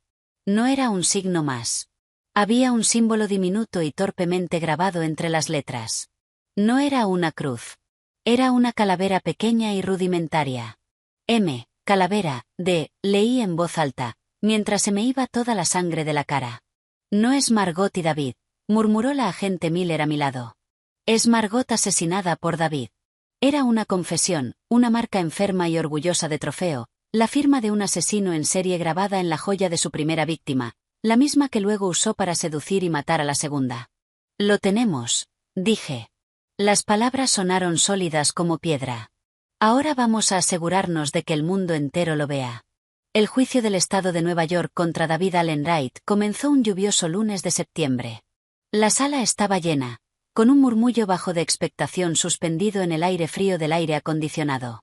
La grada de prensa estaba repleta. En la primera fila, detrás de la mesa de la acusación, yo estaba sentada con Clare a un lado y Jaque al otro, un muro silencioso de apoyo. Llevaba un vestido sencillo azul marino, la espalda recta y el rostro convertido en una máscara de calma que no sentía. Al otro lado, David, con un traje gris carbón perfectamente cortado y absurdamente normal, estaba sentado junto a Alan Cresmore. No me miró. Estudiaba al jurado, 8 hombres y 4 mujeres, con la concentración de un maestro de ajedrez. El fiscal federal adjunto Vargas abrió el caso por la acusación. Era metódico, nada teatral y devastador. Señoras y señores del jurado, empezó, de pie ante ellos y con las manos entrelazadas, este es un caso sobre codicia, paciencia y la creencia monstruosa de que una vida humana es una anotación contable que se puede cuadrar. El acusado, David Wright, no solo quería deshacerse de su esposa. Quería enriquecerse con su muerte. Y cuando se descubrió un primer método de asesinato sofisticado y lento, simplemente ordenó otro más directo. Esto no es un crimen pasional. Es un plan de negocio calculado a largo plazo en el que el beneficio eran $40 millones del seguro y el coste era la vida de Hannah Wright. Fue guiando al jurado paso a paso. Primero las finanzas. Los activos desplazados. El laberinto de sociedades limitadas. Las pólizas de seguro que pasaron de 2 millones a 40 millones en 18 meses. Números aburridos y secos que dibujaban una imagen de saqueo frío y sistemático. Llamó al suscriptor del seguro, que declaró que David había insistido especialmente en las cláusulas que cubrían enfermedades raras y no diagnosticadas. Después vino el collar. El jurado se inclinó hacia adelante cuando introdujeron la caja forrada de plomo que contenía la prueba. Un físico forense del FBI explicó que era el polonio 210, su toxicidad y su uso en asesinatos. Mostró diagramas de la cavidad del colgante, el blindaje de plomo. Se utilizó la expresión arma de destrucción masiva. Cayó en la sala como una losa. El contrainterrogatorio de Cresmore fue una obra maestra de la distracción. Agente, este polonio es extremadamente raro. Sí. Algo que podría usar un servicio de inteligencia extranjero. No algo que un financiero de Tribeca pudiera pedir por Internet. Correcto. Está altamente controlado. Sí. Entonces, ¿no es más probable que, si ese collar fue envenenado, y ya es mucho suponer, lo hiciera otra persona? Tal vez un tercero con rencor contra el señor Wright, incriminándolo al atacar a su esposa. El acusado tuvo la posesión exclusiva del collar durante 6 meses, supuestamente para restaurarlo, respondió el agente con frialdad. Supuestamente, repitió Cresmore, haciendo un gesto desdeñoso, como si todo fuera un malentendido tedioso. La estrella del juicio fue, por supuesto, el conductor, Vince Kovac. Calvo, con ojos cansados, subió al estrado y, con un acento plano del Bronx, describió la oferta. 50.000 pavos en Bitcoin. Un coche con un latiguillo de freno que fallaría en una curva concreta de la autopista de Palisades. Mi trabajo era conducirlo, sobrevivir al accidente y cobrar la otra mitad. La pasajera no debía salir viva. Me dijeron que ya estaba enferma. Que no aguantaría el golpe. ¿Y quién lo contrató?, preguntó Vargas. Una mujer que se hacía llamar V. Lo organizó todo por un chat cifrado, pero el rastro del dinero llevaba a una sociedad pantalla. Los federales siguieron esa sociedad hasta un tipo que hace trabajos discretos para una consultora llamada Sloan Advisory. En la lista de clientes había un tal David Wright. Pagó una buena prima de éxito 3 semanas antes de que me contrataran. Cresmore se lanzó de inmediato. Entonces usted nunca conoció a David, ¿verdad? Nunca habló con él. Esa V es un fantasma, y usted es un aspirante a asesino intentando salvar el pellejo inventándose una historia. ¿Correcto? Kovacs se encogió de hombros. Yo cuento lo que sé. El coche estaba listo. La ruta estaba fijada. El dinero venía de su dirección. No soy un santo, pero tampoco pienso cargar con el muerto de una idea suya. El ritmo del juicio fue un brutal tira y afloja. La acusación levantaba un muro de pruebas circunstanciales. Móvil, medios, oportunidad.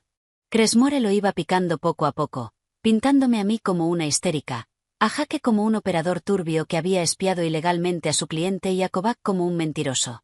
Presentó a David como un marido entregado, desconcertado por el repentino colapso mental de su esposa y por la teoría conspirativa que había fabricado junto a un investigador fuera de control. Entonces Vargas llamó a un testigo que yo no esperaba. Un detective anciano ya retirado de la policía de Greenwich, en Connecticut.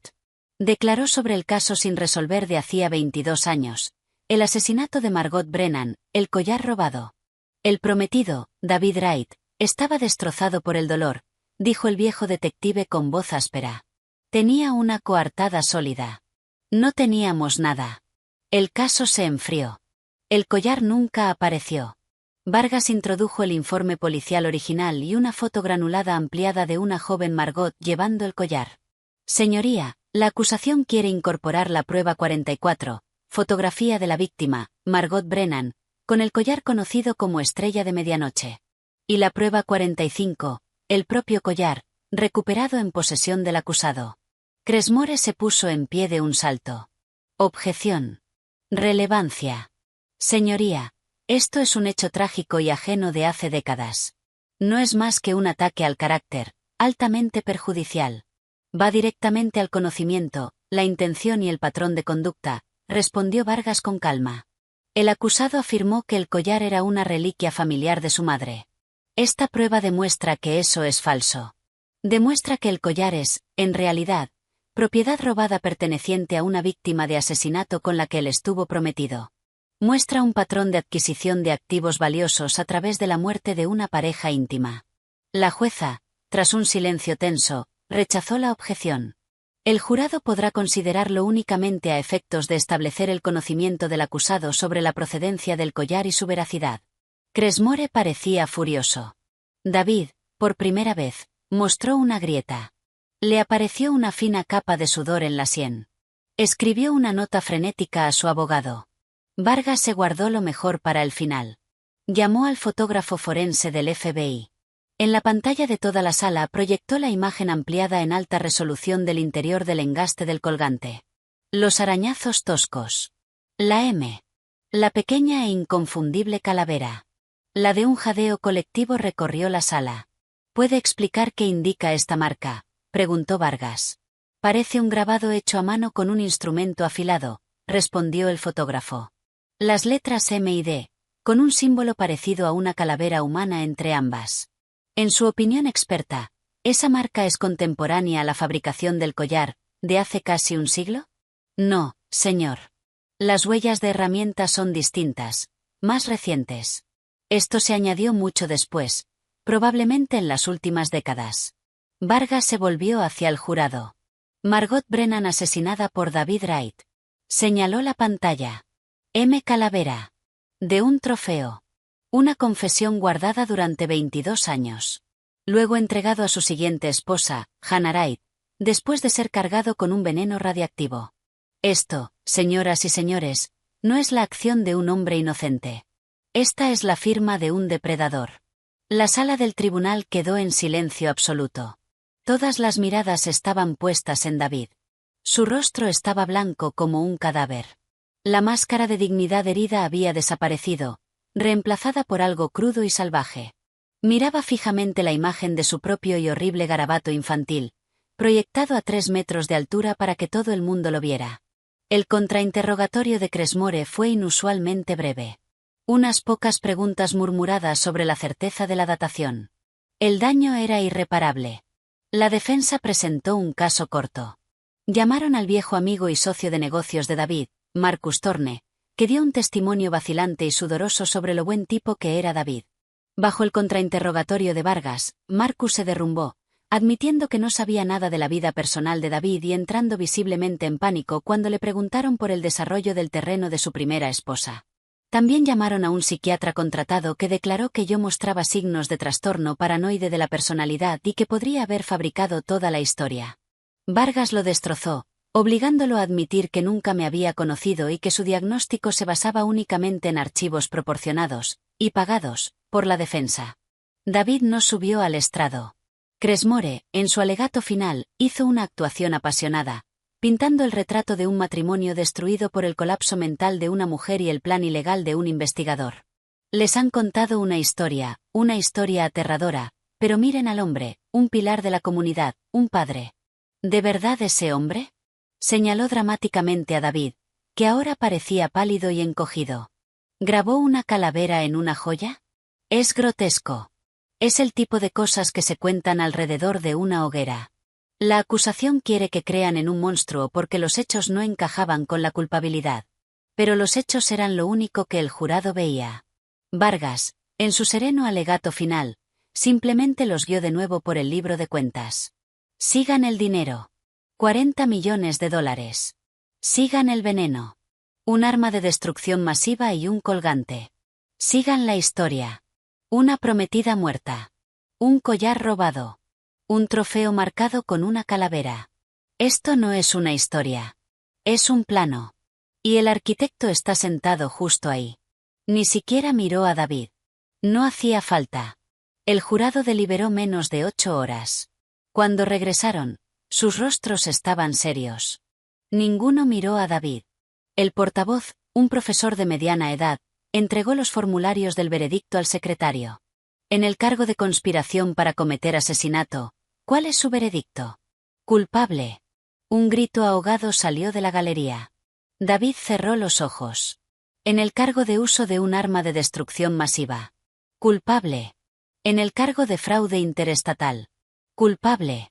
En el cargo de solicitación para cometer un crimen violento. Culpable.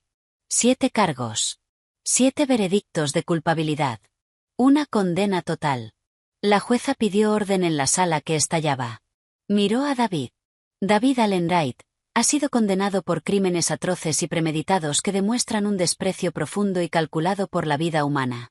Usted es un peligro para esta comunidad y para cualquier persona que perciba como un medio para un fin. La sentencia se dictará en 90 días. Permanece bajo custodia. Mientras los alguaciles se acercaban para esposarlo, David finalmente estalló. Se volvió, no hacia la jueza, sino hacia mí. La mirada salvaje había regresado, sus ojos ardiendo con un odio puro y sin diluir. ¿Crees que has ganado? Escupió. Su voz, un susurro áspero que se oyó en el silencio repentino. Estúpida. No tienes ni idea de lo que has empezado. Victoria no ha desaparecido. Está observando. Y acabas de convertirte en un objetivo mucho más interesante. Un alguacil le puso la mano en el hombro, tirando de él hacia atrás, pero las palabras quedaron flotando en el aire como una promesa venenosa. No me inmuté. Sostuve su mirada, con los ojos secos y fríos. No dije nada. Solo observé cómo se llevaban al monstruo, probablemente para siempre. Afuera, en las escaleras del tribunal, la lluvia había parado. Vargas y la agente Miller me estrecharon la mano. Se acabó, dijo Miller. ¿De verdad? Pregunté, pensando en las últimas palabras de David, en Victoria, el fantasma de una red que había operado con impunidad durante quién sabe cuánto tiempo. Jaque se acercó, con la voz baja. La parte legal ha terminado. El resto, eso apenas empieza. Miré los micrófonos, los reporteros gritando. Clare apretó mi brazo. Di un paso al frente. Tenía algo que decir, no como víctima, sino como superviviente que apenas estaba comenzando. 90 días después del veredicto, la sentencia fue una formalidad. El informe del agente de libertad condicional, un documento denso que detallaba los crímenes excepcionalmente atroces, crueles y motivados por dinero de David, recomendaba cadena perpetua. La única pregunta era cuántas cadenas perpetuas impondría la jueza. La audiencia de sentencia parecía un epílogo grotesco.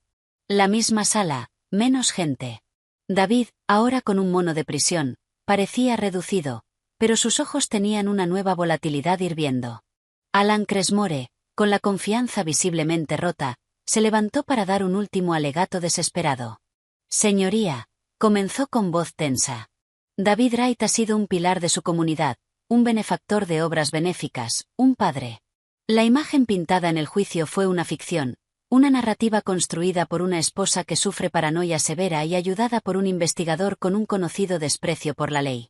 La supuesta marca de trofeo, un rasguño de origen desconocido, al que un fiscal necesitado de una historia sensacionalista dio un significado monstruoso. Mi cliente mantiene su absoluta inocencia. Condenarlo a morir en prisión basándose en este castillo de naipes sería una tragedia. Se sentó. La jueza, una mujer que había visto todas las formas de engaño humano, ajustó sus gafas. El tribunal ha recibido y leído la declaración de impacto de la víctima presentada por Hannah Wright. ¿Tiene la acusación algo que añadir antes de que dicte sentencia? El fiscal Vargas se levantó. Solo esto, señoría. La defensa habla de un castillo de naipes. La acusación ha construido una fortaleza, de pruebas forenses, registros financieros, de las propias palabras del acusado planeando un asesinato grabado en audio, y de la historia, un patrón. Pedimos al tribunal que considere que David Wright no solo intentó asesinar a su esposa. La convirtió en un vehículo de inversión a largo plazo.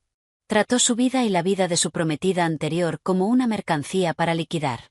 Ese es un tipo particular de maldad que merece todo el peso del poder de este tribunal. La jueza asintió. Miró a David. Señor Wright, tiene derecho a hacer una declaración antes de que dicte sentencia. David se levantó lentamente. No miró a la jueza. Se volvió, con las manos esposadas apoyadas en la mesa, y fijó su mirada en mí. Fue una mirada larga y helada. Luego volvió a girarse. No tengo nada que decir a este tribunal, dijo con voz plana, despojada de todo su antiguo encanto. Es una casa corrupta. Mi declaración es mi silencio. La boca de la jueza se tensó. Muy bien. Los crímenes por los que ha sido condenado representan un ataque profundamente premeditado contra el concepto mismo de justicia y dignidad humana. Usted convirtió la intimidad en un arma. Comercializó el asesinato. No ha mostrado ni una pizca de remordimiento, solo un desprecio continuo por este proceso. En consecuencia, la sentencia de este tribunal es que sea enviado a la custodia de la Oficina Federal de Prisiones por un periodo de 80 años que se cumplirán de forma consecutiva por todos los cargos, sin posibilidad de libertad condicional. 80 años. Tenía 45. Era una sentencia de muerte dentro de una caja de hormigón. Un murmullo recorrió la sala. David no reaccionó. Solo miró al frente mientras los alguaciles lo conducían fuera de la sala y fuera del mundo. La finalización de todo debería haber traído paz. Trajo un silencio vacío. La batalla se había ganado, pero el campo estaba arrasado. Las consecuencias fueron un torbellino de asuntos fríos y duros. Con David encarcelado, los procedimientos civiles avanzaron rápidamente. Mis abogados, un bufete agresivo especializado en recuperar activos para víctimas de fraude, destrozaron su imperio. El acuerdo prenupcial quedó anulado debido al intento de asesinato. Los activos trasladados, las sociedades, las empresas fantasma, todo fue perforado. Uno a uno, los tribunales congelaron todo. Wright Capital fue puesto bajo administración judicial.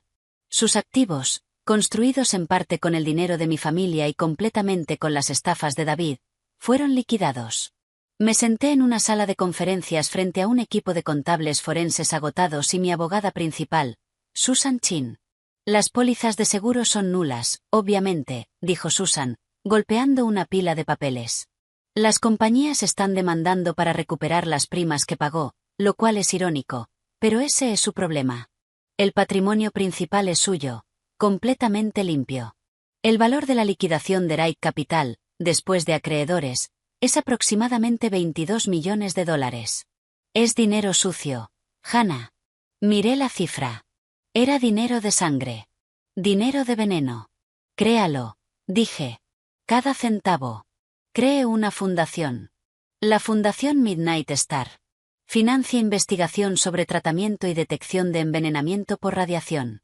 Proporcione subvenciones para asistencia legal a víctimas de violencia de pareja, especialmente coerción financiera y planes de asesinato por encargo. Cree un fondo de compensación para víctimas, de forma anónima, para las familias de otros clientes de Victoria Sloan. Habíamos descubierto 3 víctimas probables más cuyos casos ahora se estaban reabriendo. Susan asintió con un leve destello de respeto en los ojos. Considere lo hecho. La última pieza del caso civil fue la más silenciosa y la más satisfactoria. Demandé la custodia total y permanente de Liam con la retirada de los derechos parentales de David basándome en la condena y en el testimonio sobre su escalofriante pregunta sobre el niño. Ningún juez de familia del mundo lo negaría. David, a través de un abogado de prisión, no lo impugnó. La orden fue firmada. Liam era mío y estaba a salvo. Un mes después de la sentencia, la agente Miller llamó. La encontramos, o ella nos encontró. Victoria Sloan. Se me cortó la respiración. ¿Dónde? Entrando en la oficina del fiscal federal en Manhattan con 2 abogados. Quiere un acuerdo. Está lista para hablar de todo. El acuerdo se cerró. Inmunidad total de procesamiento por su papel directo en el plan contra mí. A cambio de su testimonio completo y verificado contra David y de revelar toda su red, entraría en el programa de protección de testigos. Los limpiadores, los médicos corruptos, los funcionarios en oficinas de forenses de 3 estados. Los nombró a todos. Fue una limpieza de un mal oculto y privilegiado.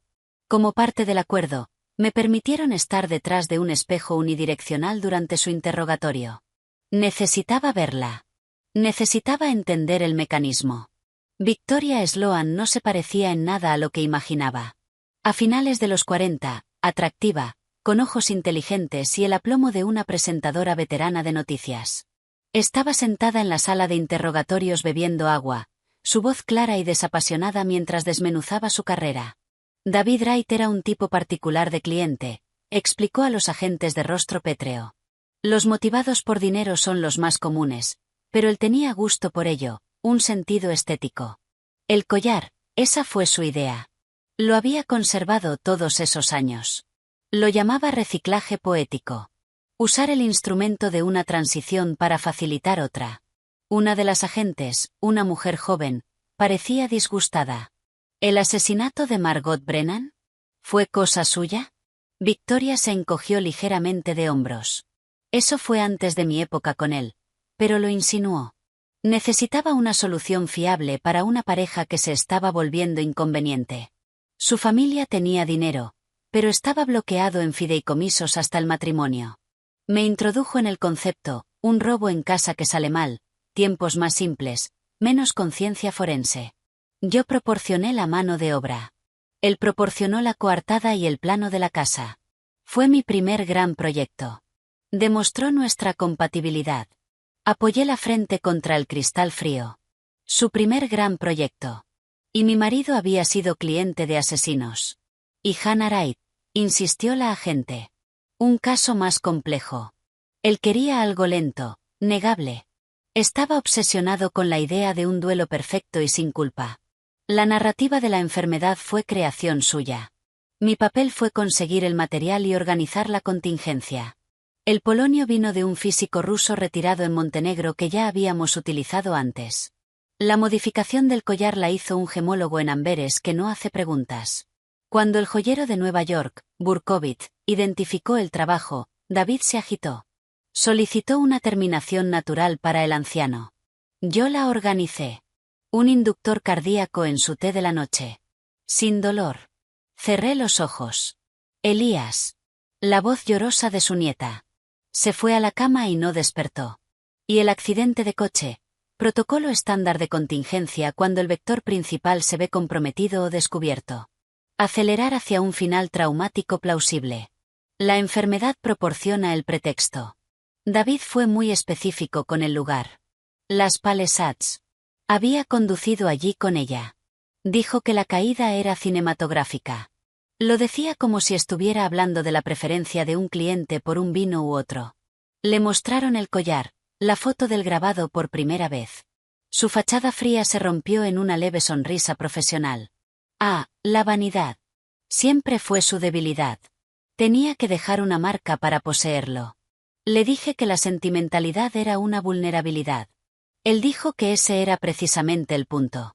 Cuando terminó el interrogatorio pedí hablar con ella. Los agentes dudaron, pero insistí. Me llevaron a la sala.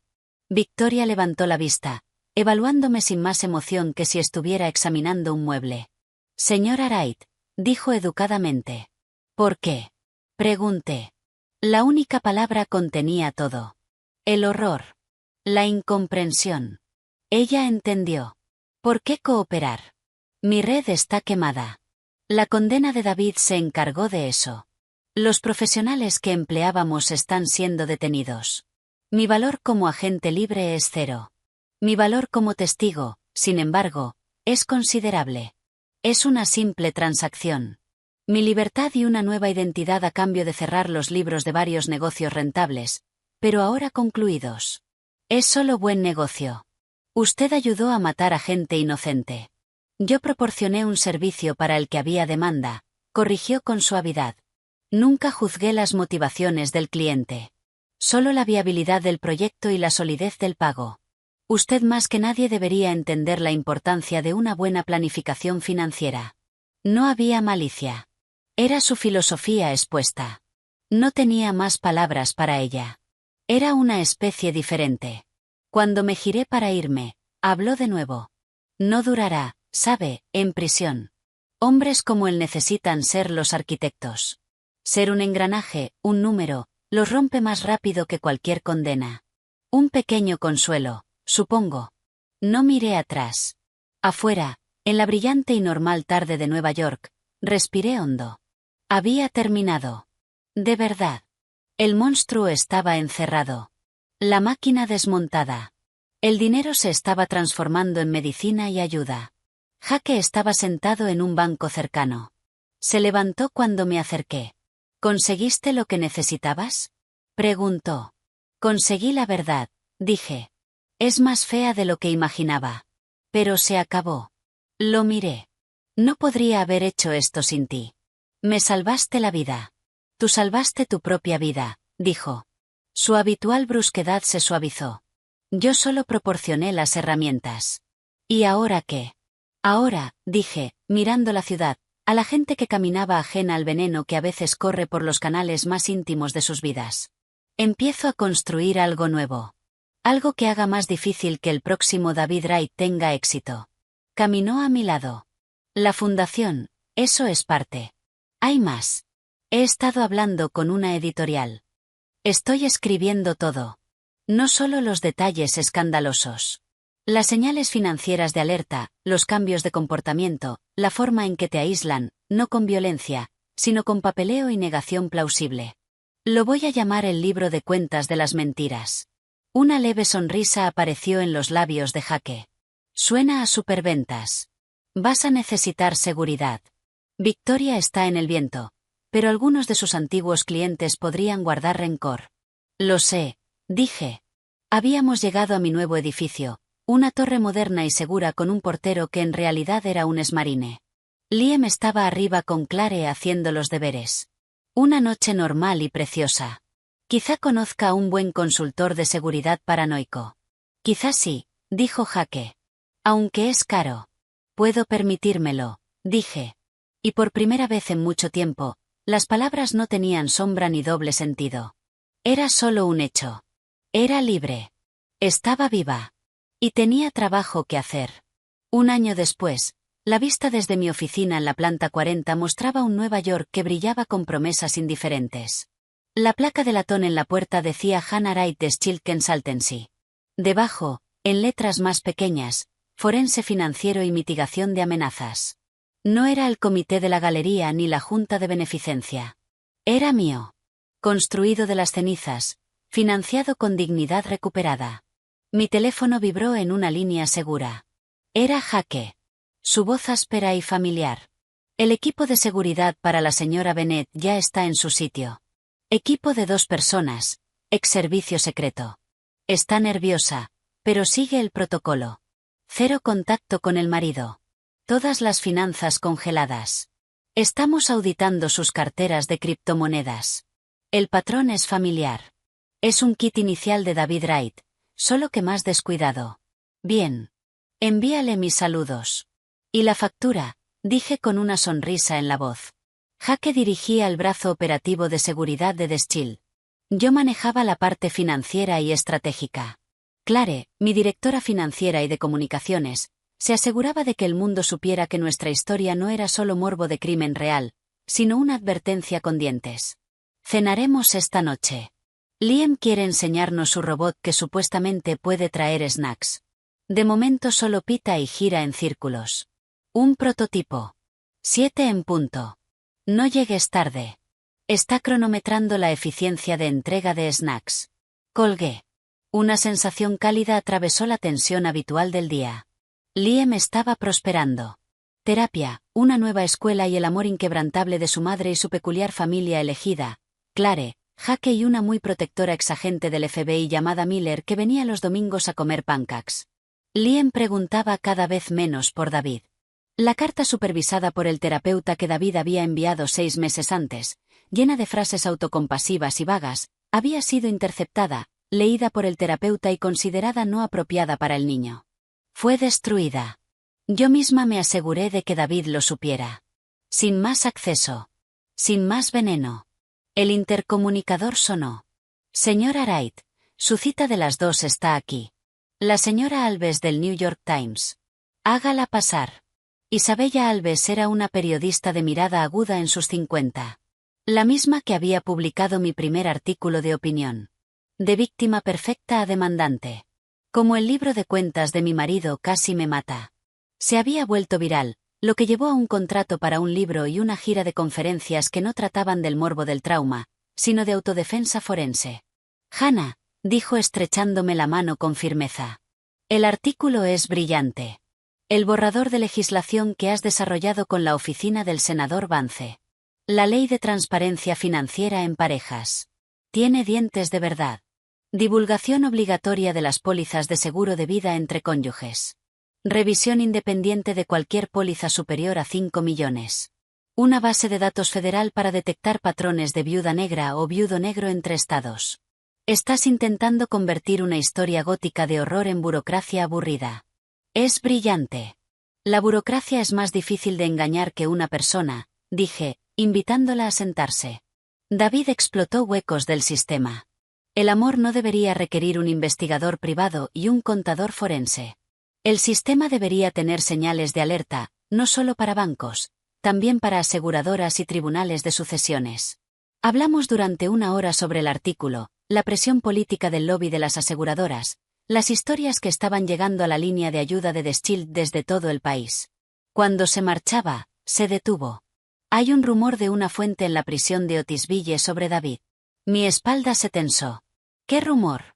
Que no se está adaptando nada bien. Está en custodia protectora, pero se está desmoronando. Escribe textos maníacos e incoherentes diciendo que todo era una obra maestra y que el mundo es demasiado pequeño para comprenderlo. Los otros presos lo llaman el joyero. Lo odia. No sentí nada. Ni satisfacción ni pena. Solo una nota clínica distante. Una obra maestra que le consiguió cadena perpetua. ¡Qué poético! Después de que se fuera, pasé la tarde revisando el informe trimestral de la fundación. La Fundación Midnight Star había financiado 2 nuevas becas de investigación en forense radiológico en Johns Hopkins y había proporcionado subvenciones legales que ayudaron a sacar del negocio a 3 facilitadores similares a Victoria Sloan. El dinero ahora estaba limpio. Era un escudo. Esa noche, en el acogedor salón lleno de libros de mi casa en Brooklyn, el ático de Tribeca vendido y el dinero donado a la fundación, Liam nos mostró su robot de snacks. Zumbó, extendió un brazo mecánico, tiró un cuenco de pretzels y pitó como disculpa. Un contratiempo, declaró Liam sonriendo. La relación agarre-peso está mal calibrada. Un análisis crítico, dijo Jake con seriedad mientras recogía los pretzels. De vuelta al laboratorio. El afecto natural entre ellos, la forma en que Jake escuchaba las interminables explicaciones de ingeniería de Liam era un pequeño milagro que nunca me había atrevido a esperar. Más tarde, cuando Liam ya estaba dormido, estaba en mi despacho revisando la última de las cajas viejas del trastero. Clare y yo habíamos tirado casi todas las cosas de David, pero esta era una caja de recuerdos míos que había evitado. Anuarios universitarios, fotos antiguas. En el fondo, envuelto en papel viejo, había un pequeño cuaderno de cuero. No lo reconocí. Lo abrí. Era la letra de David, no de los últimos años. La tinta estaba descolorida. La escritura más joven y desordenada. Fechas de sus primeros años 20, por la época de Margot. No debería haberlo leído, pero lo hice. Las entradas eran los garabatos grandiosos y angustiados de un joven privilegiado obsesionado con su propia tragedia potencial. Luego una entrada de un mes antes de la muerte de Margot. M habla de posponer la boda. Dice que necesita encontrarse a sí misma antes de unir nuestras vidas. Su herencia está bloqueada hasta que nos casemos. Su indecisión es una forma de robo. Tiene la llave de un futuro y la agita delante de mí. El dolor de perderla es exquisito. Es lo único que me hace sentir verdaderamente vivo. Amar algo tan frágil que puede romperse. Ese es el único amor real. Quizá romperlo tú mismo sea el acto definitivo de posesión. Una pérdida perfecta. Pasé la página. El corazón se me volvió de piedra. Una entrada del día después de su funeral. El duelo es una sinfonía. Todos ven las lágrimas del director. No oyen la música. Solo yo puedo oírla. La música de la posesión. He amado. He perdido. Tengo el dolor perfecto y hermoso. Y tengo el brillo que colgaba de su cuello. Un recordatorio. Una nota de la sinfonía hecha objeto. Mi obra maestra emocional. La última entrada. Años después. Una sola línea escrita justo antes de nuestro 10º aniversario. Hannah es el lienzo ideal. Tan llena de luz. La obra maestra requiere contraste. El lento apagarse de una estrella brillante será mi obra magna. Luego la pérdida perfecta y permanente y finalmente estaré completo. Cerré el libro. El horror no estaba en los detalles. Estaba en el núcleo. No era solo avaricia. Era una enfermedad. No quería solo dinero. Quería ser el autor de su propia ópera trágica.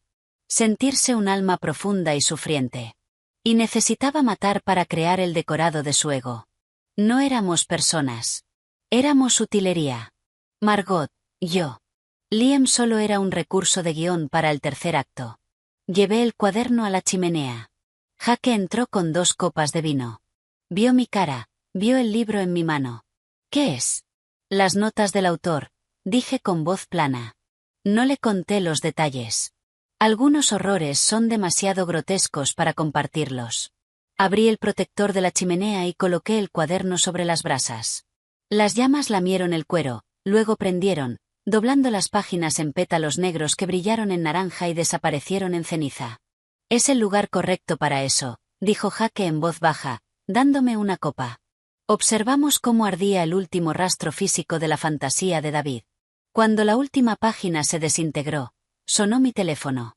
Era la línea de emergencia 24 horas de The Shield que se desviaba a mí. Contesté. Consultoría Shield. Habla Hannah.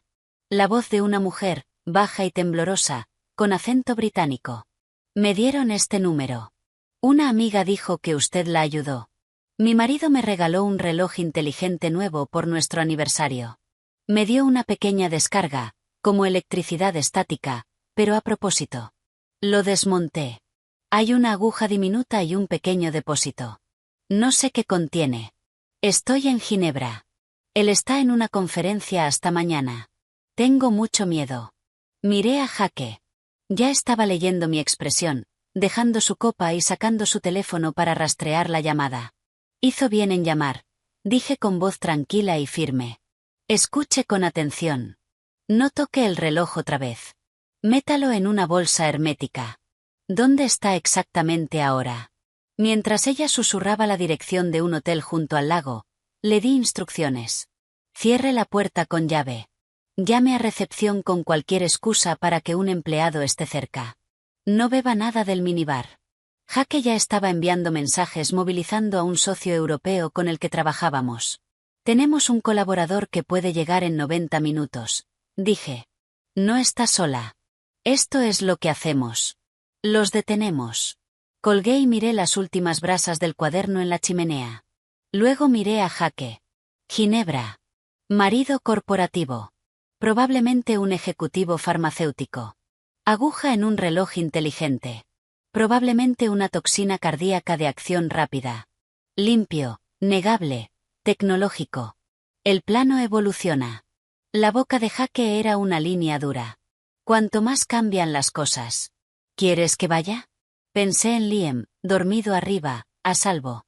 Pensé en la mujer junto a un lago suizo, sosteniendo en su mano temblorosa el objeto de su propia muerte. Pensé en el libro de cuentas que había prometido equilibrar. No solo por mí, sino por todas las demás. Iremos los dos, dije con voz clara y segura. Ya no era Hannah, la posible víctima. Era Hannah Wright, de The Shield. La fortaleza.